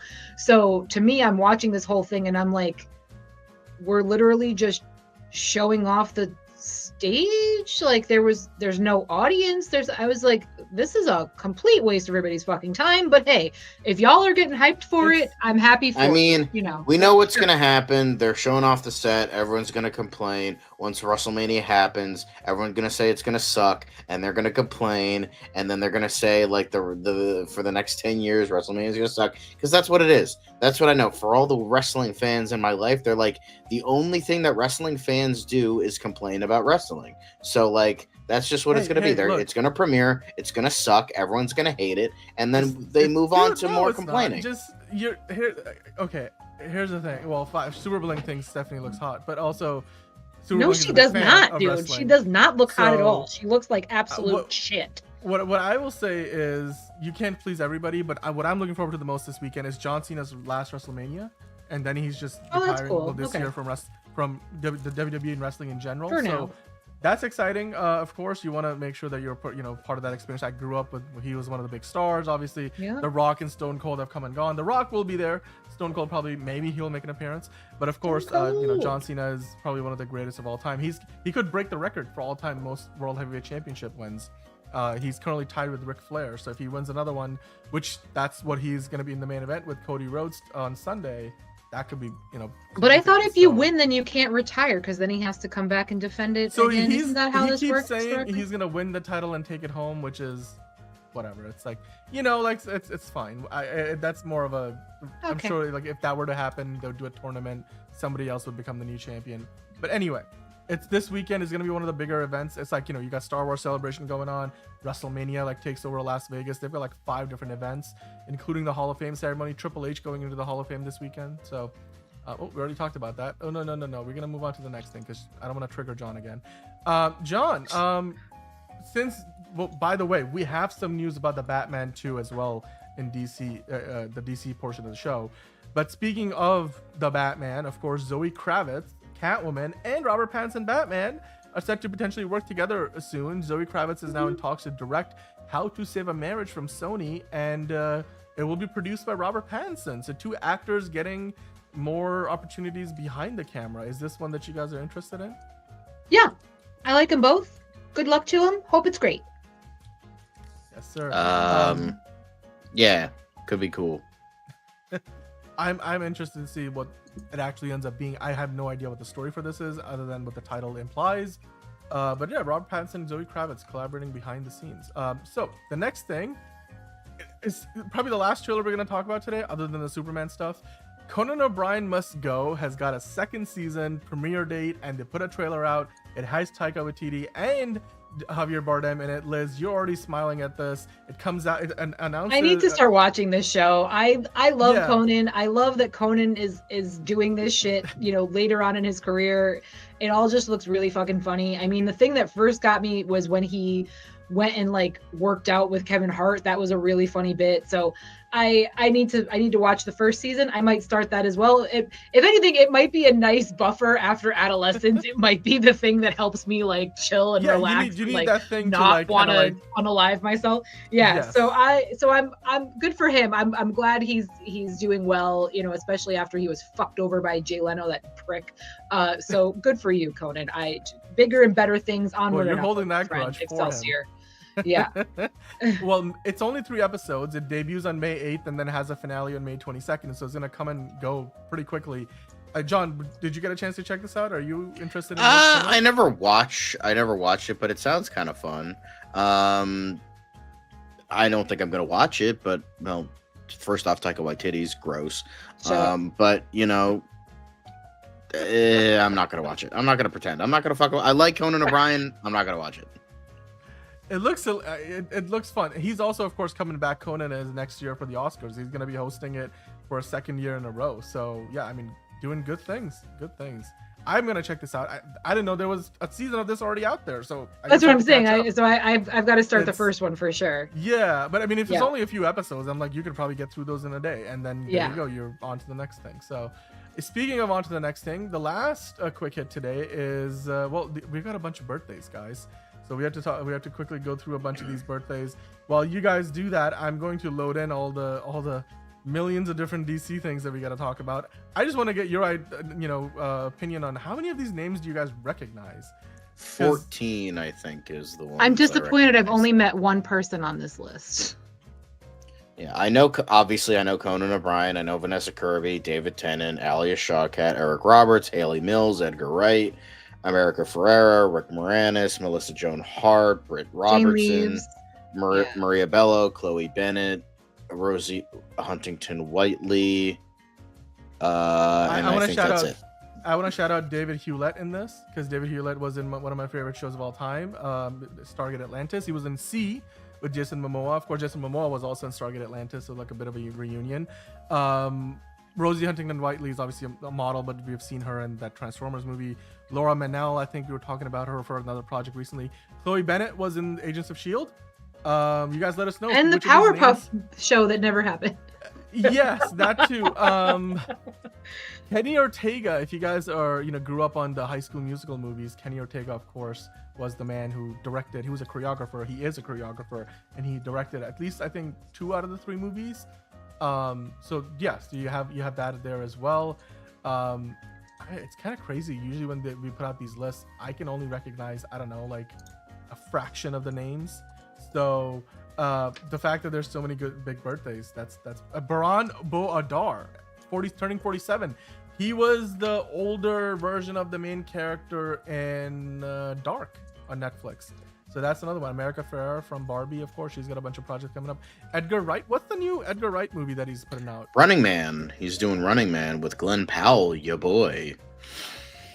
That's right. That is right. That's correct. All right. Well, I mean, and Alia Shawkat, if you guys haven't seen The Old Man, Liz, have you heard about The Old Man? It's on Hulu, 2 seasons. I've heard of it. I've not watched it, but yes, I've heard of it. So Alia Shawkat plays Jeff Bridges' daughter in that TV show. So definitely check that out too. But then also I'm trying to see, Britt Robertson sounds familiar. I can't. She was in Tomorrowland. She was the lead in that with George Clooney. She was like set to be like the next big young star, and then Tomorrowland snuffed that out completely. I mean, it's just same because it's a good movie until like the last act, which it that kind of sucks. But like Britt Robertson, she is a good actress. She just doesn't really get a lot of high profile stuff anymore, unfortunately. Yeah. Well, I think I've loaded up all the million different Superman things. Holy cow. So which means that we got to talk about it. So, John, you can hit that music for us. We're going to wrap up Crickets right now and the news segment of the show, which took a lot because there's a lot of news out there aside from DC, but I know you guys have been asking for the DC news. So let's dive into that. But before we do, let us know in the comments down below which of the news stories you are most excited about. 28 years later, him dropping some amazing trailers, the roses we talked about, of course, Star Wars Celebration this weekend. The box office this weekend is going to be dominated by Warner Brothers with Minecraft movie and Sinners coming out. John Bernthal saying he should get some credit for getting Tom Holland the Spider-Man role. So, let us know which of those stories were most impressive or memorable to you, and hit the like button while you're at it. If you are still watching, well, you're in for a treat now because it's time for the main event as always, and it's time for DCU Daily. So welcome on in to another episode of DCU Daily. As always, we have got a lot to talk about, and pretty much all of it is Superman Day related. Though we do, before we get into Superman Day, have to get into some other DC news. So I'm going to pop those open as well, because Ben Affleck, of course, was talking about this Batfleck suit. The Batman 2 has some updates, potential updates. But I wanted to ask you guys first, before we get into all of that stuff, which of the stories are you most excited about? Liz, are you excited about talking Batman, or are you excited talking about Superman? I mean, Superman is my favorite superhero. Happy to talk about Superman all day long, but Batman's cool too, so yeah, whatever. All right, John, I'll ask you the same question. Which of the stories are you most excited about? For a sec, I thought I was wearing my Superman shirt, but I'm not. But Aww. I'm wearing blue, so that's all of them are dirty right now. But yeah, Superman, fuck yeah, they're on the floor right now, but they're all dirty. You should have come prepared, man. Like, what happened? Anyway. Well, guys, you have been anxious. Super Blank saying, I'm going to say it, Superman's marketing is far better than other July movies this year. I agree with you. But Enterprising is excited to talk about Ben Affleck. And yes, the Superman behind the scenes hype we'll get into. But the first thing, probably the lowest profile thing on today's show, but we have mentioned this before, John. Harry Goodwin seems to continue basically advocating, or advertising, or whatever word you want to use. Advocating is probably a good word for himself as Green Lantern. Like, people keep putting up fan art of him as Green Lantern, and he keeps sharing it on his Instagram. So that today he did it again. There are rumors that he might debut as a DCU Green Lantern in Peacemaker season 2. Not substantiated at all. We haven't heard from anybody else. There's been no hint at whether he's going to be in that show or not. But given that he keeps posting these, do you think he's just sort of trying to get James Gunn's attention, or is there more to it than that? I think he's just trying to get his attention. I don't think this means fucking anything. I mean, it would be cool, I guess, because he looks just like him. But the thing is, I don't know anything about his acting ability. I don't know how good of he is as an actor. So, I think it's just like he's just campaigning for the role, even though there's no Green Arrow project anytime soon, and it's unlikely that a reasonably popular character would premiere in like Peacemaker. Like, you have Vigilante and Judo Master appearing in that, but those are like relatively small, and like Sacha Bordeaux next season. So, all right then. So I could. My sentiments exactly, Super Blank. So I think. Like that, if it was like a character like that, then yeah, but like, he's Green Arrow. I don't think he's gonna show up in like a quick cameo like of that. Would it be funny? Sure, but I think Green Arrow is a character, especially the character done right, rather than diet green Batman like he was in Arrow. he deserves his own project, or at least like show up in like a Black Canary movie or show, than, you know, being relegated to like cameo in Peacemaker. Like, I don't know about I mean, that. maybe like TC24 suggesting, by the way, hello TC24 and Jose in the chat. 5 Ashes here as well. Super Blink, of course. But the question, like, maybe he appears just as Oliver Queen, not the Green Arrow. Maybe we just get a bit of a hint. I don't know. Like that. This is completely out of left field. There's no official reporting or anybody reliable saying any of this, other than him, you know, the actor himself posting about it. So for all we know, he's just trying to, like, you know, pitch his name out there, because that happens all the time. Actor wants a job, he's, you know, making a case for it. Yeah, at least I look the part. I've got a decent resume. Why not me? But like, there's no reports from anybody credible that the DCU even has a Green Arrow right now, or if they're even trying to do anything along those lines anytime soon. But maybe you know, we'll be taking you know, a different tune in August when Peacemaker season 2 debuts on August 21st. But with that in mind, let's move on to the Batman. The Batman 2 specifically. There's a rumor going out there, and John, brace yourself, because the source for this is one that you're not a fan of. But Brace the rumor yourself. is the Batman 2 might lose its director, aka Matt Reeves, if production gets yet another delay. Now, of course, this doesn't mean that it's delayed again. Interesting. Show us the source. Show us the source. Now let's see Paul Allen's source. According to Jeff Snyder, it's Jeff Snyder. There it is. So it's bullshit. It's that is one big pile of bullshit. Yeah, fuck that guy. Yeah, I mean, he was just saying that, look, if there's yet another delay, that Matt Reeves might just say, okay, I'm not going to direct this thing. Maybe he will still write the script or finish writing the script, but he will move on from it, or he will just be in a producing capacity. It's what Jeff Snyder said. I mean, he's got sources. Are they good sources or not? Because obviously, officially, Mike DeLuca, Pam Abdi, James Gunn, Peter Safran, everybody at Warner Brothers in a position. Does he have sources though? Does he? Well, he gets some things is right. his So, source he's got a the very mirror? spotty record. Fuck that guy. But the point I'm trying to make is everybody of importance at Warner Brothers at large, as well as, of course, DC Studio in particular, from James Gunn to Peter Safran to even Mike DeLuca and Pam Abdi, they've all recently been asked about this. They've all said Matt Reeves is taking his time. You know, scripts can take a long time to get done. And, you know, all the actors have said as much, like, you know, we're thinking about shooting later this year, but nobody has given us confirmation. James Gunn stopped giving updates. I personally, here's the thing. I don't care if this is true or not. If it is getting another delay, then either you and I just read that at the same time, John. Cancel it, or they need to just move on from Matt Reeves as a director. I think it makes sense that if they're going to delay yet another time, that Matt Reeves shouldn't be directing it. So, Elite Easy, that's why we love you. That's why we pay you the big bucks. White pass, okay. We're Super keeping Blink that. saying sources are in his head. That's a Randy Orton. We're reference, I'm keeping. sure. We are keeping that as a quote. Yeah, I mean, look, the Batman himself, Robert Pattinson, is potentially signing up for other movies. But he's between producing that movie with Zoe Kravitz. He's got shit to do, man. I don't blame him. I love Caleb. I'm the source, John. I've seen the Batman Part 2 early. Caleb is a time traveler confirmed, guys. Jalen is like, please not Jeff. Sorry, I feel like we have tarnished his reputation, even though I guess he's done that himself in some ways. I just remember the first time that we got something from Jeff Snyder that really didn't stick the landing was when he said, "Oh, Damon Idris is in the lead for playing Jon Stewart," and the next day we got the official news that Aaron Pierre is Jon Stewart, and they were the two finalists, and we're like, "Oh God." Like, this guy had the complete, I mean, you know, a flip of a coin, he got the total wrong answer. So, yeah.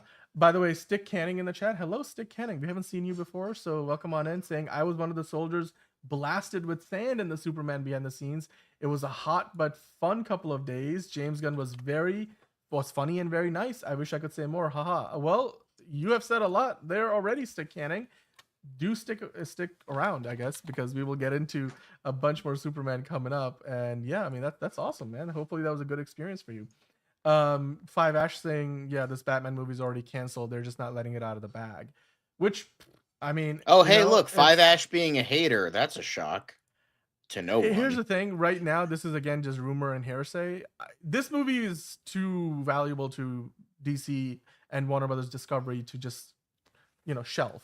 Right. If they can't, if there's another delay, I think what's most likely to happen is if there is another delay, they would just get a different director and Matt Reeves would still write and produce it, and then he can maybe come back for No, they would probably get a different writer because the writing is the fucking problem. I think they would keep him on as director. I think they would get just leave it to Matt Tomlinson. I think that's his name. Who's just writing you another fucking movie now it. too. So he's busy doing I don't know. It's the whole situation. But would he want to stay on as a director if he got booted as the writer? I don't know about that. That's true. That's true. Yeah. Caleb with the zingers in the chat though. Is Caleb always has zingers in the chat? Why is that shocking? It was me, Barry. I'm the one who made that. That's a nice Arrowverse reference. All right, moving on to the next thing. Ben Affleck recently was talking about, well, he hated suiting up to play Batman. The bat suits are horrendous to wear. They don't breathe. He said that he was just dripping sweat every time, and it was just, tiring. It would take, within an hour, he was exhausted. He didn't even feel heroic because of how restricting they were. He even said, look, maybe Christian Bale and Robert Pattinson were better at dealing with it. Maybe their suits were, designed differently. I don't know. It seems like Robert Pattinson's suit, the way they designed it was particularly so that he had as much movement as possible, but also it was breathable, kind of Christian Bale's suit. Remember the Dark Knight? They got rid of the cape, the cowl from the first movie, so he can actually turn his head. Yeah, but poor Christian Bale, because he was he was.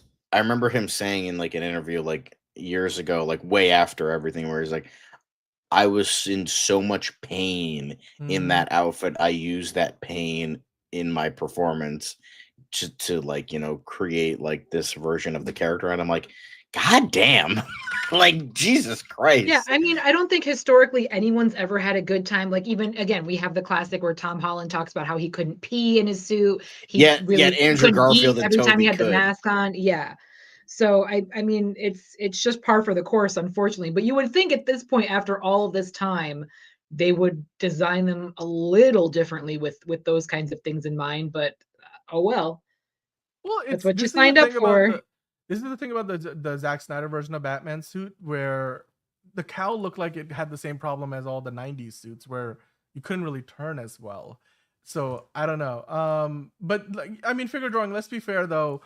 If you got put into that suit, yes, he was getting paid handsomely to do the job, but still, you could get dehydrated. He was talking about you'd get so sweaty, and it's not just him. Even the stuntmen who had to wear the suit and fight, to the point where I think when they were doing rehearsals, they would just keep the cape off, when they're doing stunt rehearsals. And I think there was shots of the warehouse sequence where they even did some sequences where the cowl wasn't even on. Until in post-production, they might have just done it in post, and it's just done well enough that we didn't notice. So yeah, I'm not surprised that the experience wasn't comfortable. Ben Affleck's being very honest about it. I can see why the Batfleck suit is overrated. Yeah. I like aspects of it. I think it's the closest we've gotten to a really good bat suit. I don't like the ears or the horns or whatever the fuck you call it. They're too short. I don't like that. I don't like how they're too long either. In the Batman, the Justice League Unlimited, they're way too long. I hate that. It looks so ugly. I think in terms of the horns, I think the Keaton, Kilmer, Clooney ones had a good amount of height. The Dark Knight one was a little bit too long, but still relatively pretty good.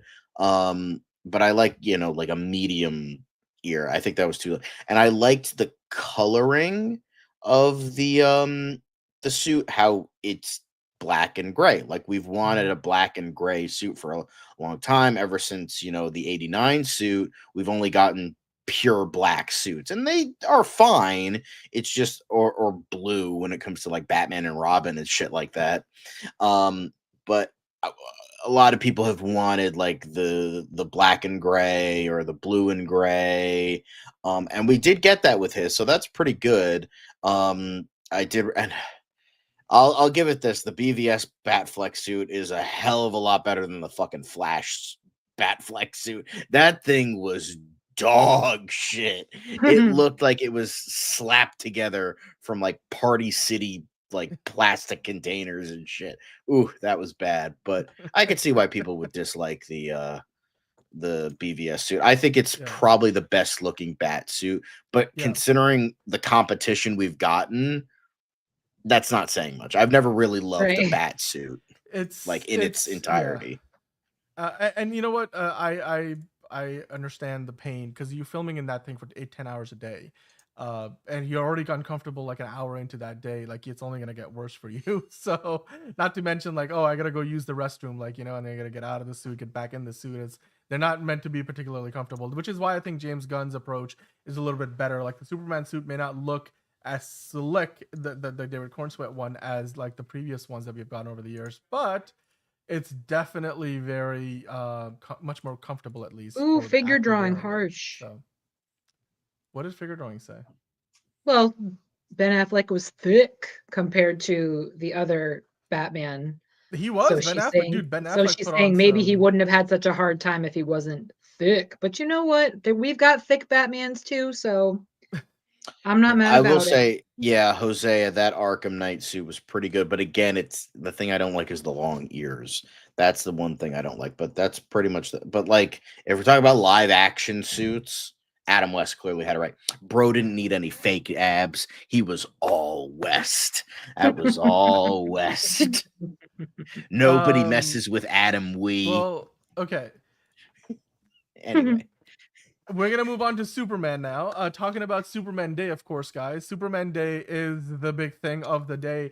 It's the thing that we've been waiting for months now. Superman Day is finally here. On the East Coast, it's almost over, but like, you know, we're going to talk about everything that came out today. If you missed anything that you guys came across, you know, let us know. We'll bring that into this conversation as well. But they announced a bunch of new things. Of course, a lot of the new action figures that are coming out. They put out a new featurette. There's a lot of new photos. Like literally everybody who was a part of the movie was posting about it today. There's a lot of collaborations with sports teams. Like they filmed at the Cleveland Guardians stadium in Cleveland, and so the Cleveland Guardians had a nice collab with them as well. So we're gonna start off by going through some of these things. Of course, this is something we've already seen before. Like, you know, it's an extended widescreen version of the poster. With the tagline "Look Up," but the big thing that they dropped today was the smack dab at the turn of the hour at noon was the big behind the scenes look, the featurette. They showed a lot of the sequences they shot inside sound stages, and of course they showcased, you know, a little bit of like, you know, what are the inspirations for this, like, you know, James Gunn talking about, you know, his journey with the character and how he grew up loving Superman at a time, you know, when he was first coming of age and learning to enjoy and appreciate movies as, you know, these transformational things. Superman was a big part of that, you know, time of his childhood, and so he had always kind of wanted to take that on once he became a filmmaker, and obviously he's passed on it a few times. Peter Safran in this was talking about how, you know, James Gunn had mentioned this to him years ago, but then it was like he doesn't quite have, like at that time James Gunn didn't quite have an idea of how he can find his way into a Superman story. But then eventually he got there, and obviously as a result we're now getting this movie. A lot of the footage here is not only from the sets that they shot on, you know, interior sound stages, but they show a lot of footage from like Svalbard, like, you know, where they were in Norway, like one of the first things that they shot for this movie. And so you see them shooting out in the snow, obviously from the trailers that we have seen the scene from Crypto. I want to get your opinions on this. I'll keep scrolling through and finding shots from this teaser, which is so immense, and it gave us a lot of information and good, you know, visuals to work with. But Liz, what are your thoughts on this? This is one of the big reveals for today. This was the big official look at the movie, not a trailer, but a behind the scenes featurette. No, I really enjoyed it. I've watched it a couple of times already. I agree. It's a really cool, you know, kind of deep dive into behind the scenes. I'm hyped for it. I'm excited for it. And again, John, you and I were talking about this, that the robots are actually, they're not CGI, they're actually animatronics. It's a mix. You know, it's gonna be a mix. But they do have a real version of it, which is which is fucking awesome. It's cool as for sure. But by the way, we will get to the soldier part of the shot. I'll pull that shot up, and Stick Canning mentioned that he's one of the soldiers. He was on set. He saw and talked to, you know, of course he worked with James Gunn a little bit, being the director of the movie. They showed us a shot of, you know, Lois Lane, Rachel Brosnahan welcoming us to the Daily Planet, which looked fantastic. Of course, I think a lot of this will end up on the special features on the DVD and Blu-ray. Yeah, but you see, you know, some of the storyboards. That suit, look how colorful it is. Yeah, you know what? Also, the Superman live stream that they're doing today, which has got thousands of people watching it. I was watching it earlier today, and I mean they're on a loop, so like every few hours, like the content loops, but it's live continuously. Yeah, I mean, I I gotta say, I'm actually kind of disappointed with it because I had started watching and I was like, oh, this is great. And every time I kept checking back in, it was something different. But I thought they were like playing all the movies back to back. Right, you would think But so. yeah, but then the loop started happening, and I was like, it jumps oh, around. well, it's okay, but it's I mean, not what I think it would have been cooler if they just ran all the films from start to finish. That'd be pretty badass. Yeah, we will definitely look at that in a second. But to me, the reason I bring that up now is that I was watching the Christopher Reeve Superman for the first time in like action, not just photos, in a while. And what I realized is the color, the hue of blue of that Superman suit is very close to the color blue that we see in this Superman suit, which is something that I didn't think I gave enough credit to, because obviously the Man of Steel suit is a much darker blue. And then the Brendan Routh suit was also like a different, like a darker blue with like a maroon color instead of a red. Whereas this Superman suit very much feels like it's similar in color to the Christopher Reeve suit. Yeah, that was just my observation. I don't know if you guys noticed that or not. Here you go with a lot of the soldiers, which we think they're working for Lex Luthor. We can't really tell if they have any insignia on their suits that implies where they're from. The engineers there with James Gunn right there taking the photo. So cool to say we know one of them. Pretty cool. Stick Canning in the chat was one of the guys. The slate there, of course, in Norway. You see another look at this sequence where Rachel Brosnahan and Superman are looking out the window and whatever ball of plasma or fire they're working up against. The other thing, John, we remember last summer we were talking about how the camera system they used here, they did something that I think James Cameron sort of pioneered with Sony for the last Avatar movie, where they have like this backpack thing that the camera operator has. Yes. So like the sensor and like the part of the body of the camera is obviously what he's holding up, but then all the processing part of the camera where the image gets processed into what we ultimately see, all of that hardware is on his back. And then obviously there's a wireless transmitter sending it to the video village where James Gunn and the director are watching everything back as they shoot it. Separating those two parts of the camera out is something that's relatively new, right? That's why we don't see such a huge camera. But what it does is it opens up a lot of possibilities with how you can shoot this. The camera is stabilized, so the shot won't feel like it's handheld, but it also allows you to shoot in smaller environments, get more creative with that. And it looks like they did that pretty much across the board for this. Not to mention this shot. I mean, they showed the flag scene, but they also showed some of the stuff they shot in the streets of Cleveland that we were talking about last year. And then when you look at this shot, John, we have the behind the scenes photo of this when he's holding up whatever it is, and we saw them shoot it. We got that big photo from behind, looking at Superman holding up. I'm sure it's something bigger than what they had on set because they're gonna extend it with CGI. It looks fantastic. You also get a few different looks at David Cornsweet for Rachel Brosnahan. The one other thing I was gonna say about Frank Grillo's in there talking about Frankie, like, Superman yeah, that was cool. His OG superhero that he followed. But I want to kind of pause on a shot of David Cornsweet for a second. Obviously, you see the suit kind of like wrinkles a little bit in some areas. But the one thing I noticed about David Cornsweet, he's very much a chameleon, right? For whatever reason, he looks like different people depending on the hairstyle he's got, and even the angle at which you look at him as Superman. Like I could show you 4 different photos of him from the same trailer and be like, they look like 4 different people. And not to just mention the ones where he's dressed like Clark Kent, but also just as Superman.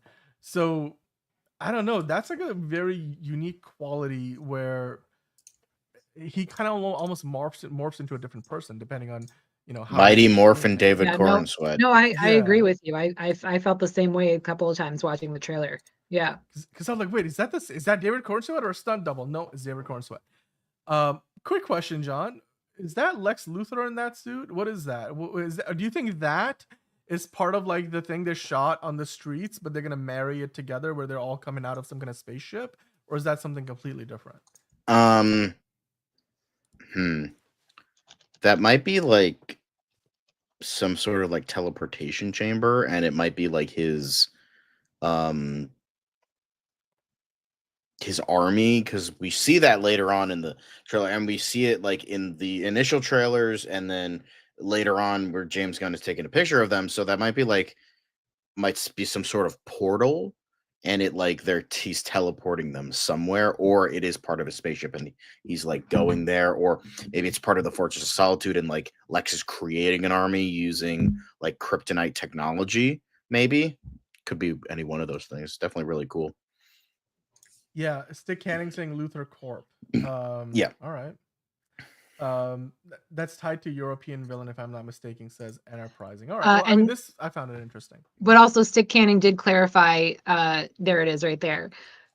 So cool. So we don't know one of them, but we know somebody. They were both Moravian soldiers in the camo, so not the Lex Luthor ones. So the ones that we already looked at were the Lex Luthor ones. Of course, Eddie Kategi, Mr. Terrific. Liz more looks at Nicholas Holt. I mean, he looks a lot like Professor X there. Actually, it's kind of sweet. He does. I mean, he was an X-Man. Got the eyebrows and everything in that. Yeah. Yeah. Ooh, look at him. Catwalk, baby. Catwalk. Look at that. Sachet Shantae. And then this is, of course, from the days of shooting in Cleveland. We have seen this from afar. Now we're seeing it with far better cameras and everything. Yeah. Looks very, very interesting. Of course, there's David Cornswet again. Like right from this angle, looks like a completely different dude. He looks like Brendan 100%. Fraser. 100%. Right? He looks like Brendan Fraser here, but then they he's have probably another the shot of him in only action. realistic Superman where you can actually get confused between him and Clark Kent. Yeah. I mean, between this shot and then the one with the interview, I'm like, is that the same person? Like, I mean, I guess I kind of the same person, but I'm like, you can genuinely miss him. And this is the thing, every time we will look at a casting photo of like all the people gathered together, we're like, where's Darren Cornswet? And he's like somewhere in the back with a hat on. So he literally just disappears into the background. Yeah, so there was a shot of like everyone in like Superman shirts. I don't know if you have that picture. We do, but have like it. We'll I was like, oh yeah, look. I'm like, where the fuck? Oh, there he is in the back. Good for him. Like, good for him. You know. Yeah, I mean, they had more stuff from Rachel Brosnahan, of course, behind the scenes. That's probably the best shot of James Gunn from this. Oh, James. You got it. There's the shot. Right there. Anyway, sorry. If you know, you know. If you know, you know. This looked interesting. This might be part of like when they're shooting some of it practically. Then this is like a close-up shot that they're using LED panels. This might be when he's getting all the fire from the kaiju in the trailer. That's probably what this is. That looked interesting. Now we get to the part where Stick Canning was involved. You can see the charged suit there. And so I guess. Oh, there you are. We know one of them. Cool. Yeah, is that it? So one of the Baravian soldiers, Stick Canning, you'd be playing one of those. That looks very interesting. Stick Canning, make sure to like and subscribe so you can, so when the movie comes out, we could, have a Q&A with you or something, because we want to know more, want to know more about the production when you can, of course, because NDA, as you said. So yep, absolutely, we would definitely love to get your opinion on the movie once it comes out, what you think about it based on your experience on set. And Super Blink saying all of this looks amazing. Caleb saying Cornswet will be perfect casting up there with RDJ and Jared Leto. All right, well, good take there. Jared Leto. I prefer Jared Leto. Okay. More cat, and I can't wait for it. Nico saying, what if there's two Supermen?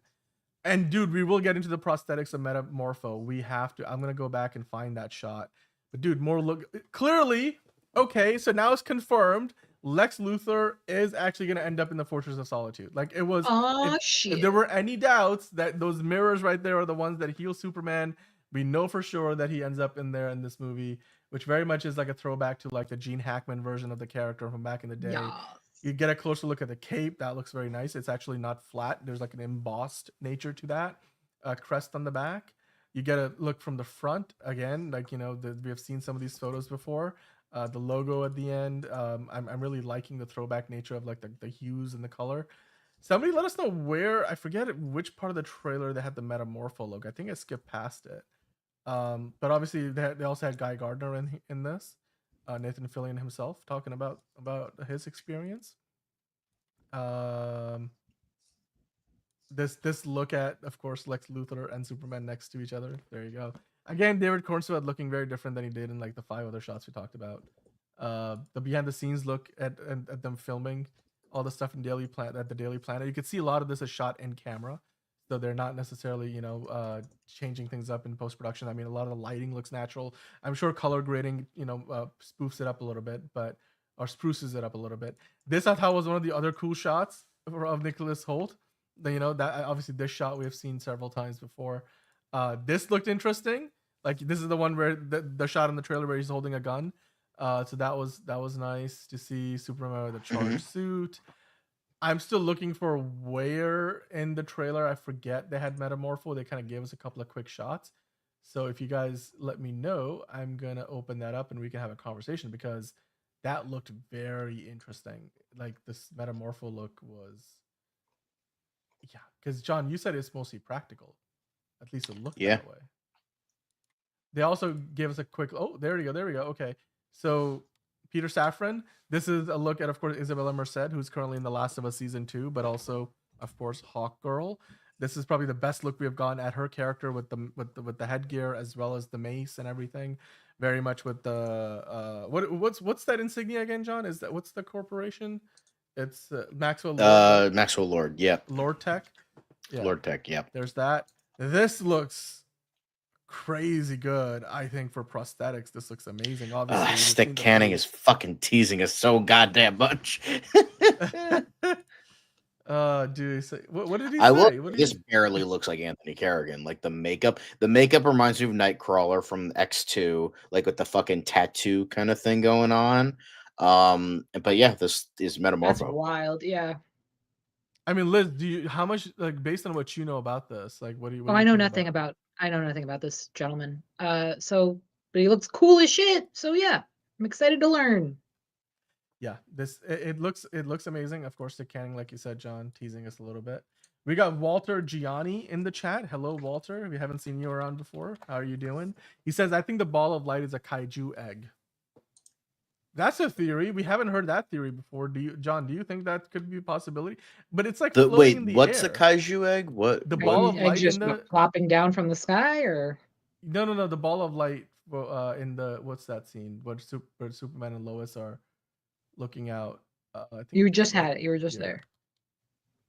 Right there, that ball of lightning there. No, that's not. I don't think that is. I think that might be. I think we saw it in the background in the teaser trailer. We saw a little more detailed from that, so I don't think so. Yeah, I will say though, Superman does look pretty amazing. The suit looks great from a lot of different angles. Still, we're getting some behind the scenes stuff here, so I'm sure the stuff where the suit doesn't look good is not going to be in the movie. They're going to make sure Superman looks good in the movie. Metamorpho does look fantastic. Super Blink, I agree with you. Jose is saying, I know nothing about him either of us. He's wearing boxer shorts. Maybe it's just a top half short. Yeah. So David Cornsweat does mention during the trailer that, he's like, I'm wearing my trunks on top of my costume. It's liberating. I'm like, yes, it is. I guess that's one way of looking at that. Stick Canning, okay, you'll give us more in a few months, which is fine.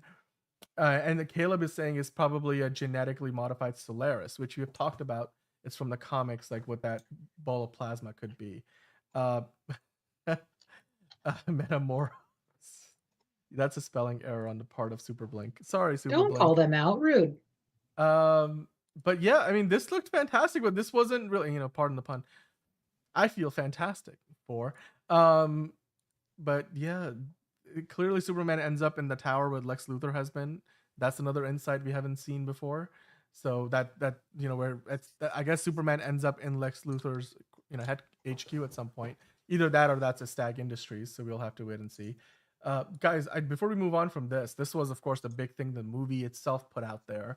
What were your thoughts overall on the whole featurette? They gave us a lot of looks that we have not seen even in the trailer. Yeah, it's awesome. We got actually more stuff. I mean, I think I mentioned that I would have liked to have seen more Metamorpho, and we did get that. I said I wanted to see more of Lex Luthor, and we did get that, even though it was like behind the scenes and not like on screen. It was still like enough. Like it wasn't just like, oh, here's the same footage over and over again. But we got like a lot of behind the scenes stuff, which was amazing. But we still got some more tidbits that Mr. James Gunn is making us wet our whistles a little bit, so like we're not like fiending for when the fucking next trailer comes. I was like, we got to see Mr. Terrific spaceship as we mentioned before, but yeah, great stuff, loving it. I'm cool with it. What that look, I love the green and purple too. That was awesome. Yeah, the Metamorpho character design was pretty gosh darn amazing. I love it. It's so much more practical than what we expected. So yeah, happy Superman Day, M8. Welcome on into the chat. We've got a bunch of new people in the chat. So of course, guys, if you're here, we do DCU Daily 5 days a week, Monday through Friday. So we're talking this stuff. We're talking Superman literally every day of the week. The weekends we have to ourselves, but Monday through Friday we are here. So do definitely hit the like button, of course, if you're enjoying it, and hit subscribe because we'll be here again and again and again. We'll be back on Monday, but we're not done yet. So James Gunn was posting all about everything that they were putting out on the internet today across the board, including the McFarlane toys. He said, "Hey, this particular Superman in Crypto Deluxe Theatrical Edition is available for pre-order today as of 9 a.m. Pacific time, 12 p.m. Eastern time. This was April 18th. Of course, now it's April 19th on the East Coast, but there will also be 9 other pre-orders launching, and we will get into all 9 of them. I guess including that one, all 10 of them in a second. But James Gunn shared that during the day, the not the Cleveland Guardians, but the St. Louis Cardinals posted a collaboration. That's a version of the shirt we haven't seen before, John. I know you're not a fan of the Cardinals because the Mets were just playing them, but again, another collaboration. But baseball is, the summer. Although fucking the Cardinals ate fucking dick today. Yeah, he's a fan because they lost. Let's go Mets. Let's fucking go. Anyway. But then Christopher McDonald, who's playing one of the Daily Planet, I think, is it a photographer or journalist, Ron Troop, he posted about it saying like, hey man, I was a Superman fan long before I was in the movie, but now he finally gets to live his dream, posting an older photo of him in one of the classic costumes. Yeah, Christopher McDonald, not Shooter McGavin, different Christopher McDonald. Purna Jagannathan, who's part of the Lantern show, she has her own Superman shirt saying she's super happy. She never thought she'd be saying it, but happy Superman Day. Love James Gunn, DC official, of course, and Superman, tagging all of those accounts. So James Gunn kept sharing these throughout the day. Now, getting into the McFarlane toys, because these are, also insightful in terms of what these characters are going to look like. And there's many different versions of it, John. So this is the first one. Of course, this is the one that James Gunn had advertised earlier. So this one is available for pre-order now from McFarlane. We have one for Lex Luthor. You let me know which ones you want me to stop at, and we can talk about it more. I mean, yeah, so far I like the purple. That you don't see the purple in the trailer. No, we don't, but I like the purple because that's very Alexa. His, green and purple are his aesthetic, but looks great. It's Mochi saying that's a crazy picture. And the Enterprise saying happy Superman Day. Jalen saying the toys look fire. Yes, absolutely, guys. Let us know in the comments what you think about them. If you're not watching us live, if you are watching us live, then get into the chat if you aren't already. Mr. Terrific, that looks fantastic. I mean, or terrific, I should say. That looks terrific. Another look at his action figure as well. The releasing in June of this year. Then you, of course, have Robot number 4. I Feel Fantastic 4. So that's also going to be coming out in June. That looks interesting. We know there's going to be a live action version somewhere that they actually use in the damn movie. So that's interesting. And of course, they will have a lot of that stuff CGI as well. And you can get yourself an action figure. Then they have the 7-inch scale deluxe theatrical edition that James Gunn mentioned earlier. This one also includes Crypto. Closer look at the eyes. Ooh, the eyes glow red. All right, cool. Somebody dropping in a Henry Cavill meme there. The logo looks nice. Crypto looks cute as ever, of course, as always. There's 3 alternate face plates for Superman in this. Actually, yeah, and then 2 extra hands, and an art card, and a base. So you could pose him however you'd like. That looks very interesting. I like the color blue in this. It looks a little bit darker than maybe the suit is. I guess depending on the lighting. I still like it. But it looks great. Enjoying it. And the next thing is another version of the suit, John. This one is being called, it's the 1/6 scale PVC statue. It stands approximately 11 inches tall. So this is significantly bigger than the other action figures. And it features a I like how he's shape. like puffing out his chest. It's more sculpted. More I like classic. the trunks. They look less like underwear and look more like boxer briefs. And we got major bulge action. Like that's just hell yeah. Let's fucking go. Bulge, yeah. Look at that bulge. Let's go. The bulge is bulging, people. Believe in the bulge. Yep. This one is less of an action figure, more of just, you get it, you put it down, that's on your desk, and it looks fantastic. I keep saying the word There's the fantastic. shot right there. Now I'll zoom into this. Okay,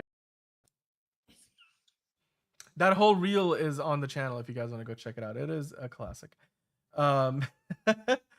Elite Easy is saying he likes this one. This one I think is my favorite so far. It's probably also the most expensive one, given that it is the biggest one, like in terms of just the scale of it. 1/6 scale, whereas the other ones are much more standard size action figures. Super Blink saying, did you see the little girl that's going to be in Supergirl? She had a shirt for the Superman Day. I think are you talking about Millie Alcock? I don't know. Or are you talking about Ruth, who's playing Ruthie? Yes, Super Blink. We have the photo of David Cornsweat on the beach. That might actually get us demonetized, so we have stopped showcasing that one on the show. So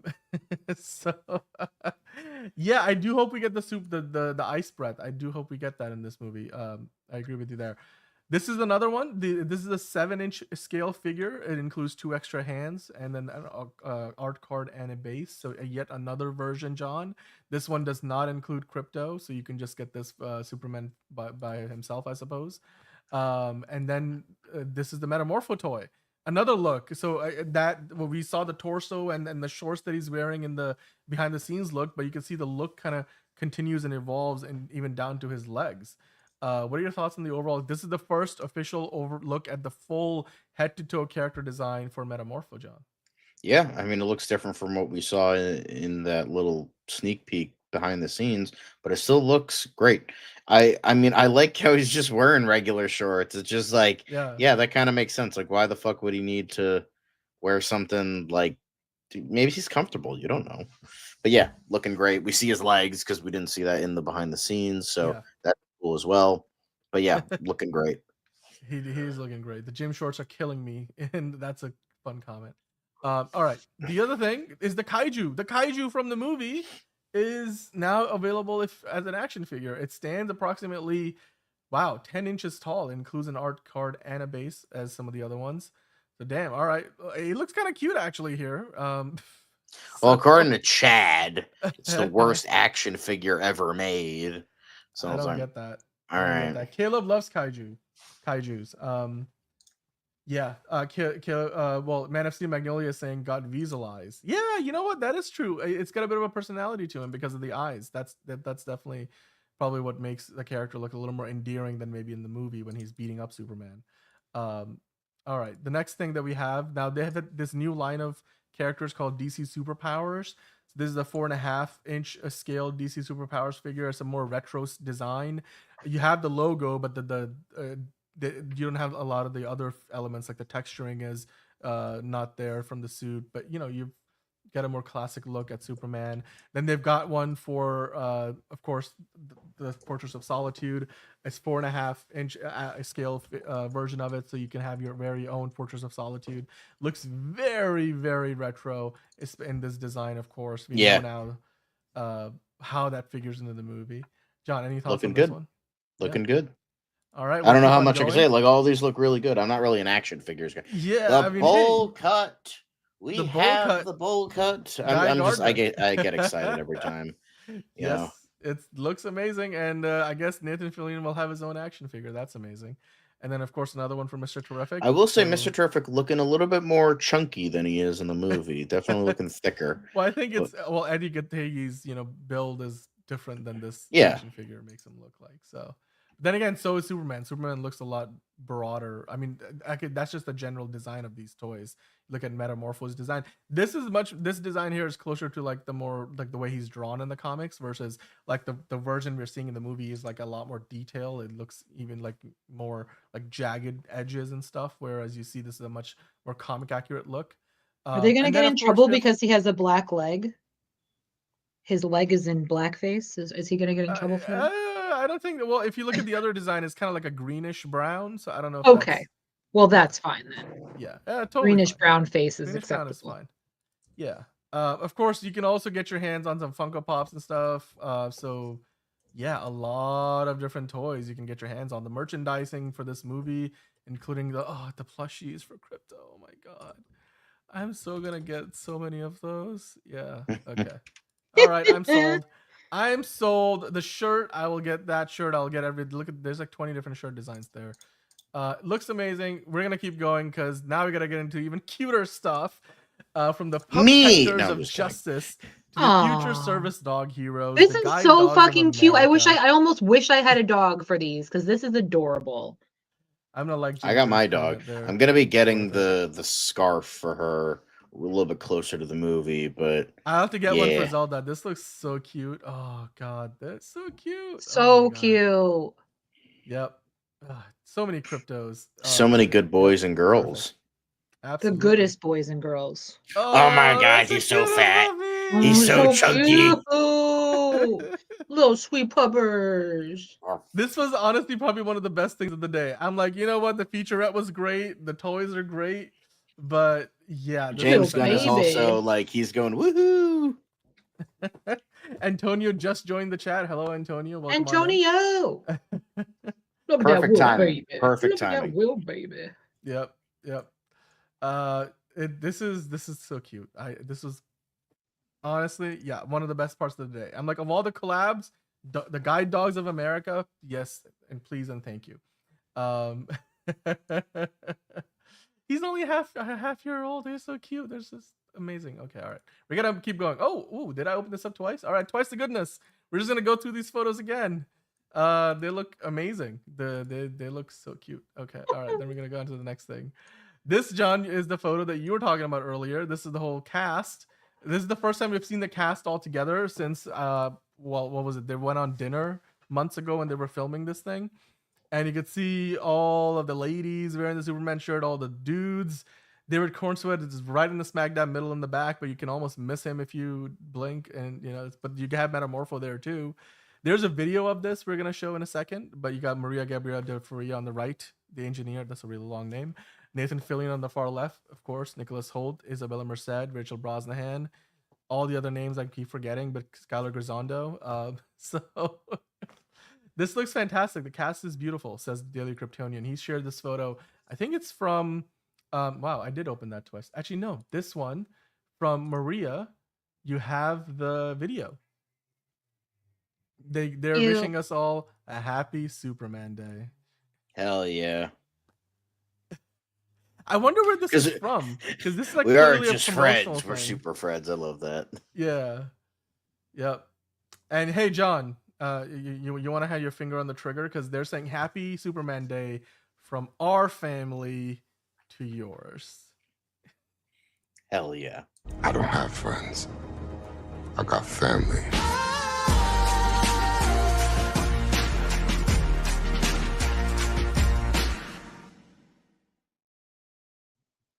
Although nothing wrong with Super Friends. Yeah. Ew, happiness. 5 Ash 2025. Yeah. Caleb is on a roll as always. Enterprising saying this made my day. Yeah, it made our day too. Jalen is still just in awe, literally, of the cute doggies. Saying, I wish I could be a dog owner, but I don't think I'd be all that good. You know what? Maybe try it out. Maybe somebody has a dog, and then maybe you can babysit them first and see how you do, or go hang out with a neighbor or a friend's dog, or that might be a way for you to get into it. Antonio saying the practical effects in the behind the scenes was beautiful. Yes, it was. That's what we started off at, Caleb. So you can definitely go back, or Antonio, you can go back and be kind and rewind. But yeah, there you go, Metamorpho. It's pretty much all practical. I'm sure they will enhance it a little bit in post-production for some of the aspects of it. Enhance. Where was I? Okay, I was here. There we go. This looks fantastic. I love it. How many people are there? There's James Gunn. And somebody do a count. 1, 2, 3, 4, 13. 5, 6, I just 7, did it. 8, It's 9. 13. All right, thank you, Liz. You're one step ahead of us. All right, perfect. So Liz and John have kept on telling me how many people are concurrently watching this while we have been on the air. I know a lot of you guys are watching us. Thank you for stopping by. But of course, I'm sure you guys came across this stream. They've been streaming like the Christopher Reeve collection on the Warner Brothers YouTube account from the Superman movies he was a part of. But they're not, like Liz said, showing the entire movies back to back in like a marathon. they're jumping around with scenes from Superman 1 to Superman 2 to Superman 3 and back and forth. It's a bit of a mix, so it's confusing when you first tune in because you like watch one scene and you're like, okay, I kind of walked in the middle of a movie, but then the next thing is from a different Superman movie. So it's a little confusing, but it is a celebration of Christopher Reeve, of course, but one of the OG Superman, the one that most people still associate with the character. And you guys can watch this. I don't know if this is going to stay available after their live stream is done, but it's been going all day pretty much, and thousands of you guys have been watching it. So if you haven't already, then go ahead and check that out, because you can see some of the classic sequences from all the different Christopher Reeve movies, whether they were good or bad, whether you enjoyed them or not. There were some classic moments in here, of course, with Lois Lane as well. But hey, speaking of Lois Lane and Superman, another behind the scenes photo James Gunn dropped on us was the shot where they're both being lifted into the air. This was in Cincinnati, or this was in Cleveland? Wasn't this, remember, John, last summer they were shooting this? This is obviously all indoors. This is now a shopping mall. I think this used to be a train station or something, or it's a museum. I forget the exact nature of the venue. But I remember this was like one of the last days of filming, and they were filming completely on the inside of this building. So we couldn't get many photos from the set that day. But then we got the shot in the trailer, obviously, of the two of them sort of like lifting up in the air together as they kiss. And here you see it, and it looks like for this shot, at least, they didn't have the full cape. So that cape, at least we know, is partly CGI. Right. Yeah. What are your thoughts on this image, both of y'all? What do you have to? Yeah, Cleveland, Superman. Looking good. This was in Cleveland. Cleveland. I thought they were in Cincinnati because we're going to Cincinnati. Rocks. We're going to Cincinnati. Cincinnati. By the way, Steven, Liz is in the background. She's a bit tired, so she's taking a little bit of time off camera. Yeah, sorry. It's not you, it's me. Yeah. Caleb saying the Superman films when he isn't crashing through buildings and snapping necks. What are you talking about? Oh, you're talking about the live stream. Yes, I think that's still going on. You guys can go check that out. But okay, another collaboration from Oracle Park. Another baseball related collab. So they were Elliot or Ramos celebrating Superman Day as well. So everybody getting in on the action using the hashtag Superman Day.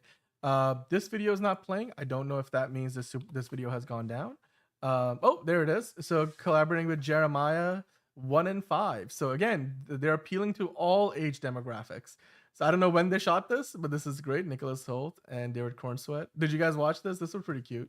This was cute. This was very apparently David doesn't eat desserts at all because he had like no reaction to any aside he was from kind of like, late to it. pie He's thinking or about carrot it. cake. What I was is like, that?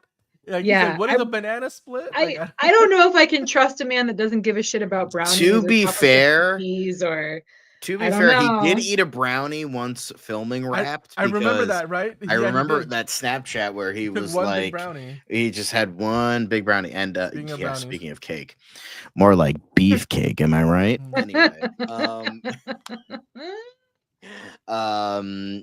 David looking beefy here. Hell, even Nicholas Hoult looking a little bit beefy. That's okay. But you know, it's cute as hell. It's cute as hell. I like he's wearing the blue shirt as well. But yeah. Whatever is the most excited is like, if this is the most excited, this is me for everything because I'm a fat sack of shit. This is what I don't do because that's what I'm saying. He loves carrot cake. I don't know. I just don't know. There's something I can't trust that. Carrot cake is underrated, guys. Carrot cake is but it has to be made appropriately. Like you can't just like any old carrot cake is not going to do me. I don't like banana split. I will say that. I don't pumpkin pie. I like red velvet. Yeah.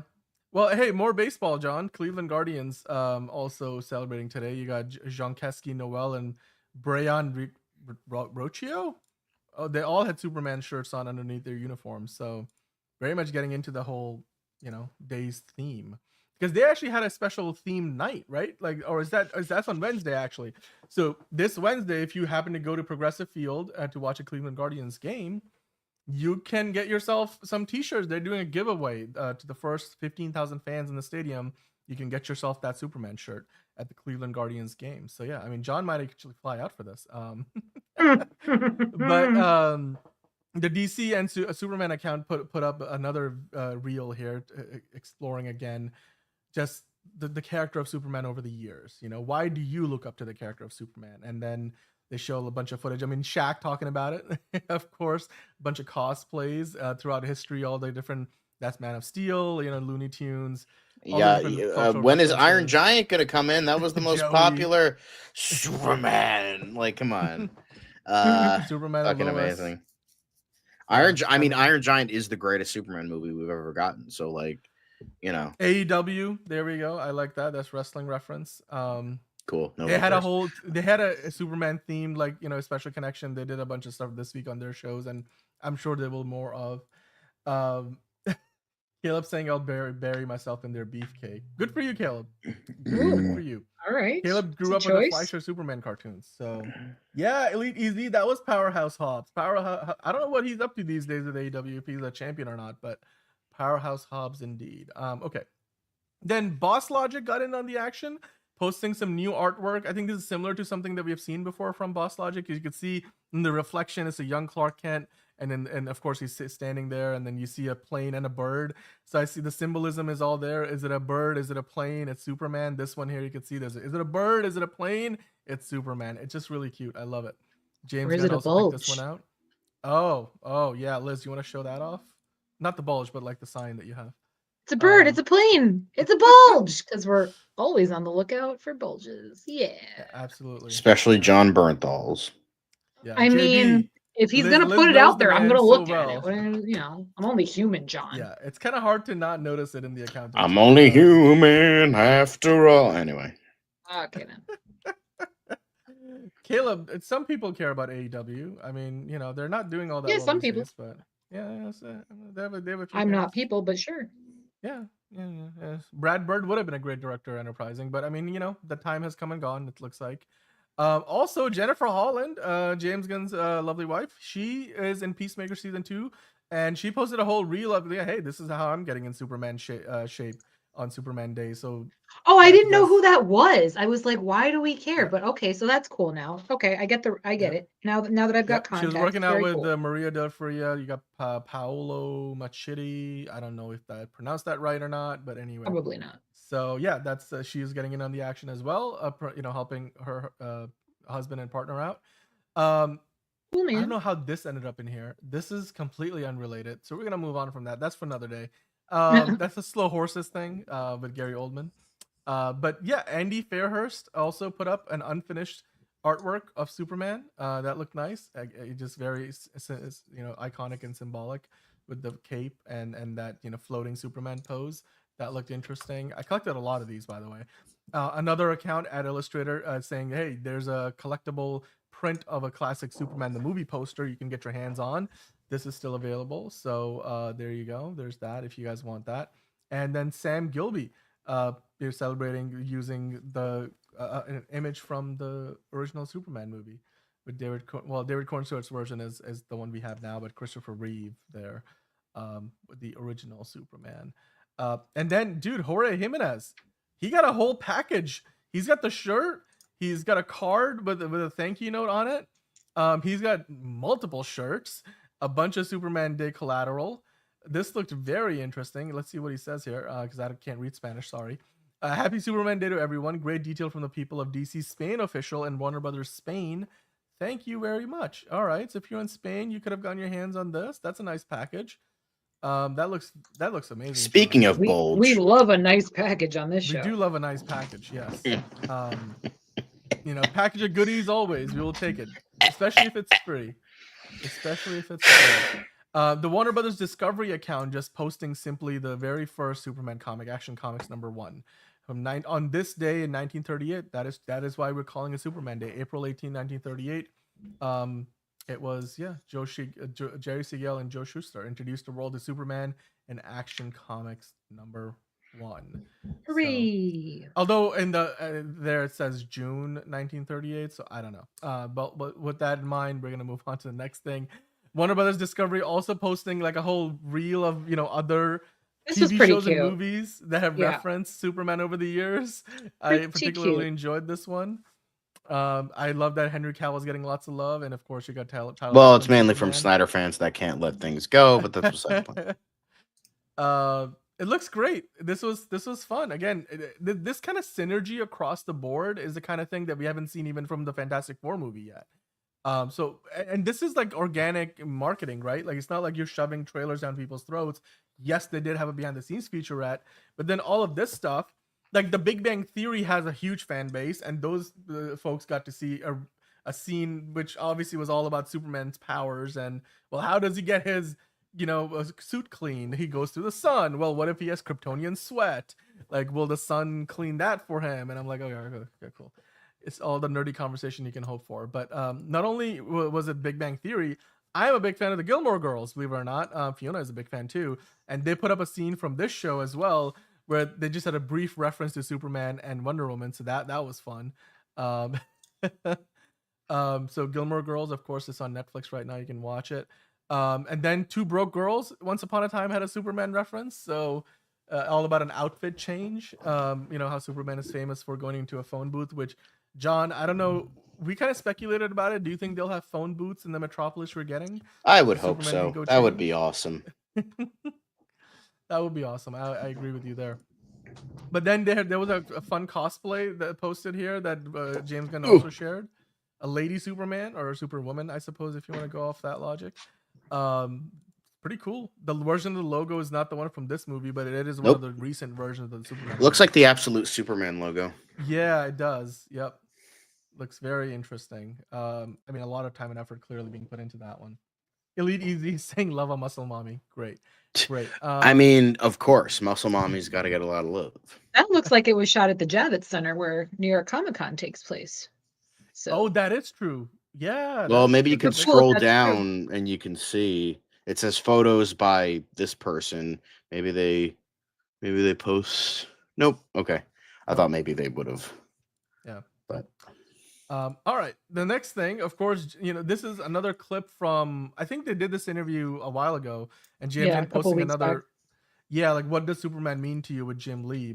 Jim Lee actually posted some artwork as well today, and both of them talking about how they connected with the character. So that's great. I love it. The marketing team says, Super Blink, them other movies better take some notes. Yes, because the marketing here is fantastic. The brand synergy is amazing. Like they're getting really everybody on social media involved with this. So yeah, overall, guys, what do you think about all of this marketing? There's a million different things we talked about, but which of the ones stuck out the most to you? What was your favorite thing that came out today?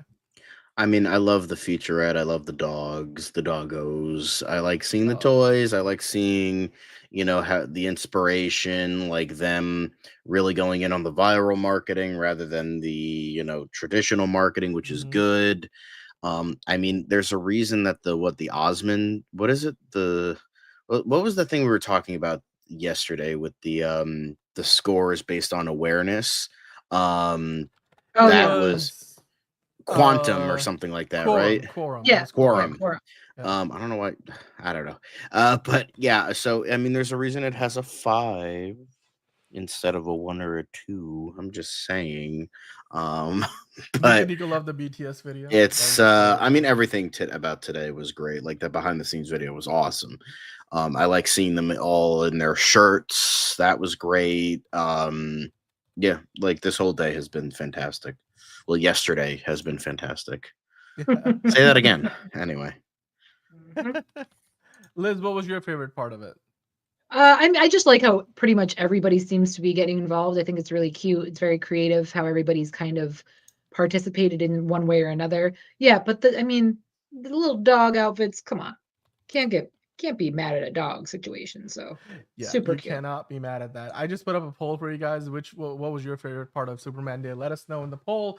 Drop your comments in the chat. Of course, if you are not watching live, then get in the comments down below. What was your favorite part of Superman Day? We'd love to find out from you guys. But John, we are not done yet because we have some questions. It is a Friday show.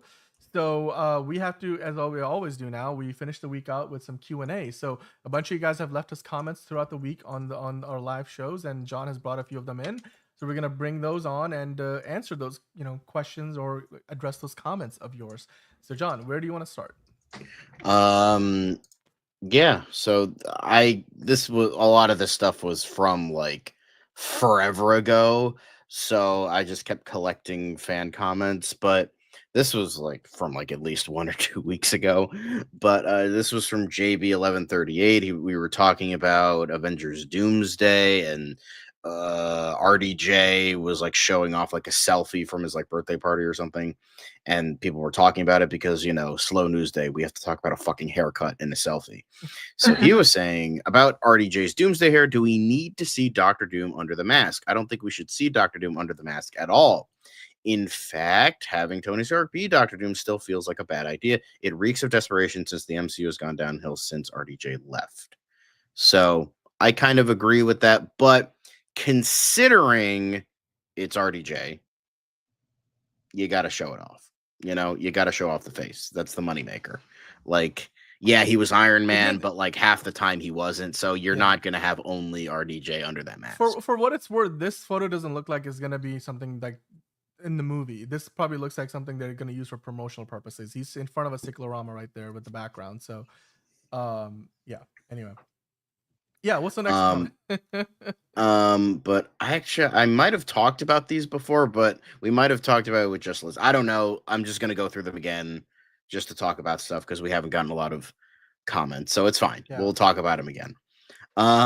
Megafan 1906. I think we definitely talked about these before, but you know what? Fine. We'll just do them again. It's fine. Megafan 1906. Rachel explaining Superman isn't an origin story in a press interview equals desperate. Wow, never heard that from journalism school. I wondered how I was able to get that degree. And I explained in the video that you didn't watch, my guy, was, you know, I called it a little desperate because it's like we've reiterated this over and over again, and we've talked about how it's not an origin story. So it feels like, hey, it feels a little desperate, a little bit, that it's like you're reiterating this and it feels like you're trying to get more people on your side when it's like you're not going to get more people on. You're not going to get Snyder fans on your side. You're not going to get people who refuse to see this for bullshit reasons on your side. So just stick with the fans you have, the fans that are definitely going to see it no matter what. So just stick with them. I saw it as just like a desperate plea to fans who were not going to see it to get them to see it. That's what I meant. But the guy didn't watch the whole video. So, you know, remember, guys, don't comment until you've watched the whole video. Or unless you're JB where he leaves time codes. But, like, that's cool, too. So. I love and Kyle Kai Sweater, I don't think he was watching today, but he was watching yesterday. Was here. Kyle was here earlier. Okay, so Kyle, if you're still watching, Grace Randolph can tongue punch my fart box on Taco Tuesday. She says anything for views or money, but all the signs are pointing to the end of this Batman universe. Yes, we were just talking about, you know, the Batman, the whole rumor, so it makes sense to bring this up again. But yeah, Grace Randolph can eat a dick if like she's propagating bullshit about like a man's disease that he might have. So fuck her, but like maybe not. We'll see, obviously. But I do hope that it's not the case, but I also hope Grace Randolph gets hit by a bus. So, you know, but this is definitely stuff we haven't talked about before because this was in regards to the Lobo pics that turned out to be fake, but this was before we found out they were fake. The main man, once again, I was down for the count. He was talking about how he wasn't available for the live, but he was available after the fact, which is fine. If you're watching after the fact, leave some comments. We'll show that shit off, you know, in a later Q&A episode. So, you Fridays. know, boom. Yeah, Friday Q&A so session. Now it's clearly these were fake, but it's I mean, I would have liked to. I mean, I think they would have been fine. I think they would have been pretty good with what we got here. But I do hope they go for the more vest look rather than the full leather jacket look. But he was also saying, I have seen Jason on a very stripped down rat rod patina bike, so someone might have used a pic like that to fake it. You were correct in that. ChatGPT faked it. They inserted photos of other behind the scenes stuff, pictures of Jason Momoa on a bike, and we got that here. So yeah, turns out to be fake. You were correct, the main man. You had an eye. I mean, I hoped it wasn't because I want to see Lobo so badly, and he looked okay here. So I'm like, all right, cool. But yeah, turned out to be fake. Oh well. But now we just have to we just have to look at the Krypton version for the time being until the real one comes out with Jason Momoa. But last one is figure drawing.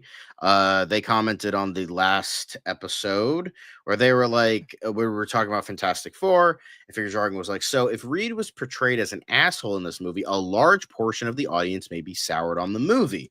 Also, for those who bemoan Pedro in the role, yes, he's in tons of things, but not everyone watches all of those things. Yes, but we also see a lot of advertisements in regards to those projects.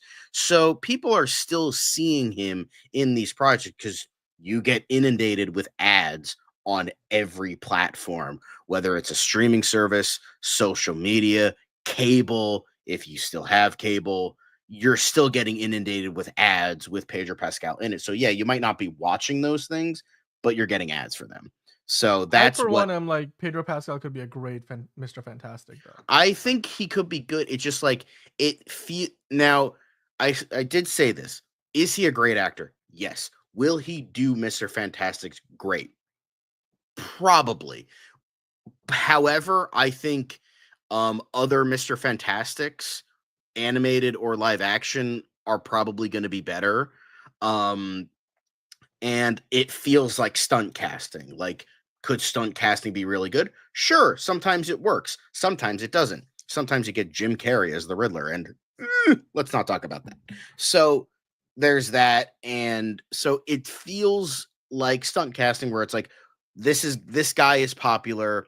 A lot of people love this guy. Let's put him in the movie. Now, despite this, he is a good actor. He has range. But from what we saw the trailer, which is, by the way, 3 minutes of a movie, which is, last time I checked, 3 minutes, a 2-hour movie. We still have 157 minutes, or 1 hour, 57 minutes to see in the movie how good he will be. And maybe in those hour 57 minutes, he will be the greatest Mr. Fantastic we will see. So, with all of that, I just felt a little disappointed in this iteration of what we saw of him, but he can blow us all away in the actual movie. Now, what I did want to say, so with this little tidbit, so if Reed was portrayed as an asshole in this movie, a large portion of the audience may be soured on the movie.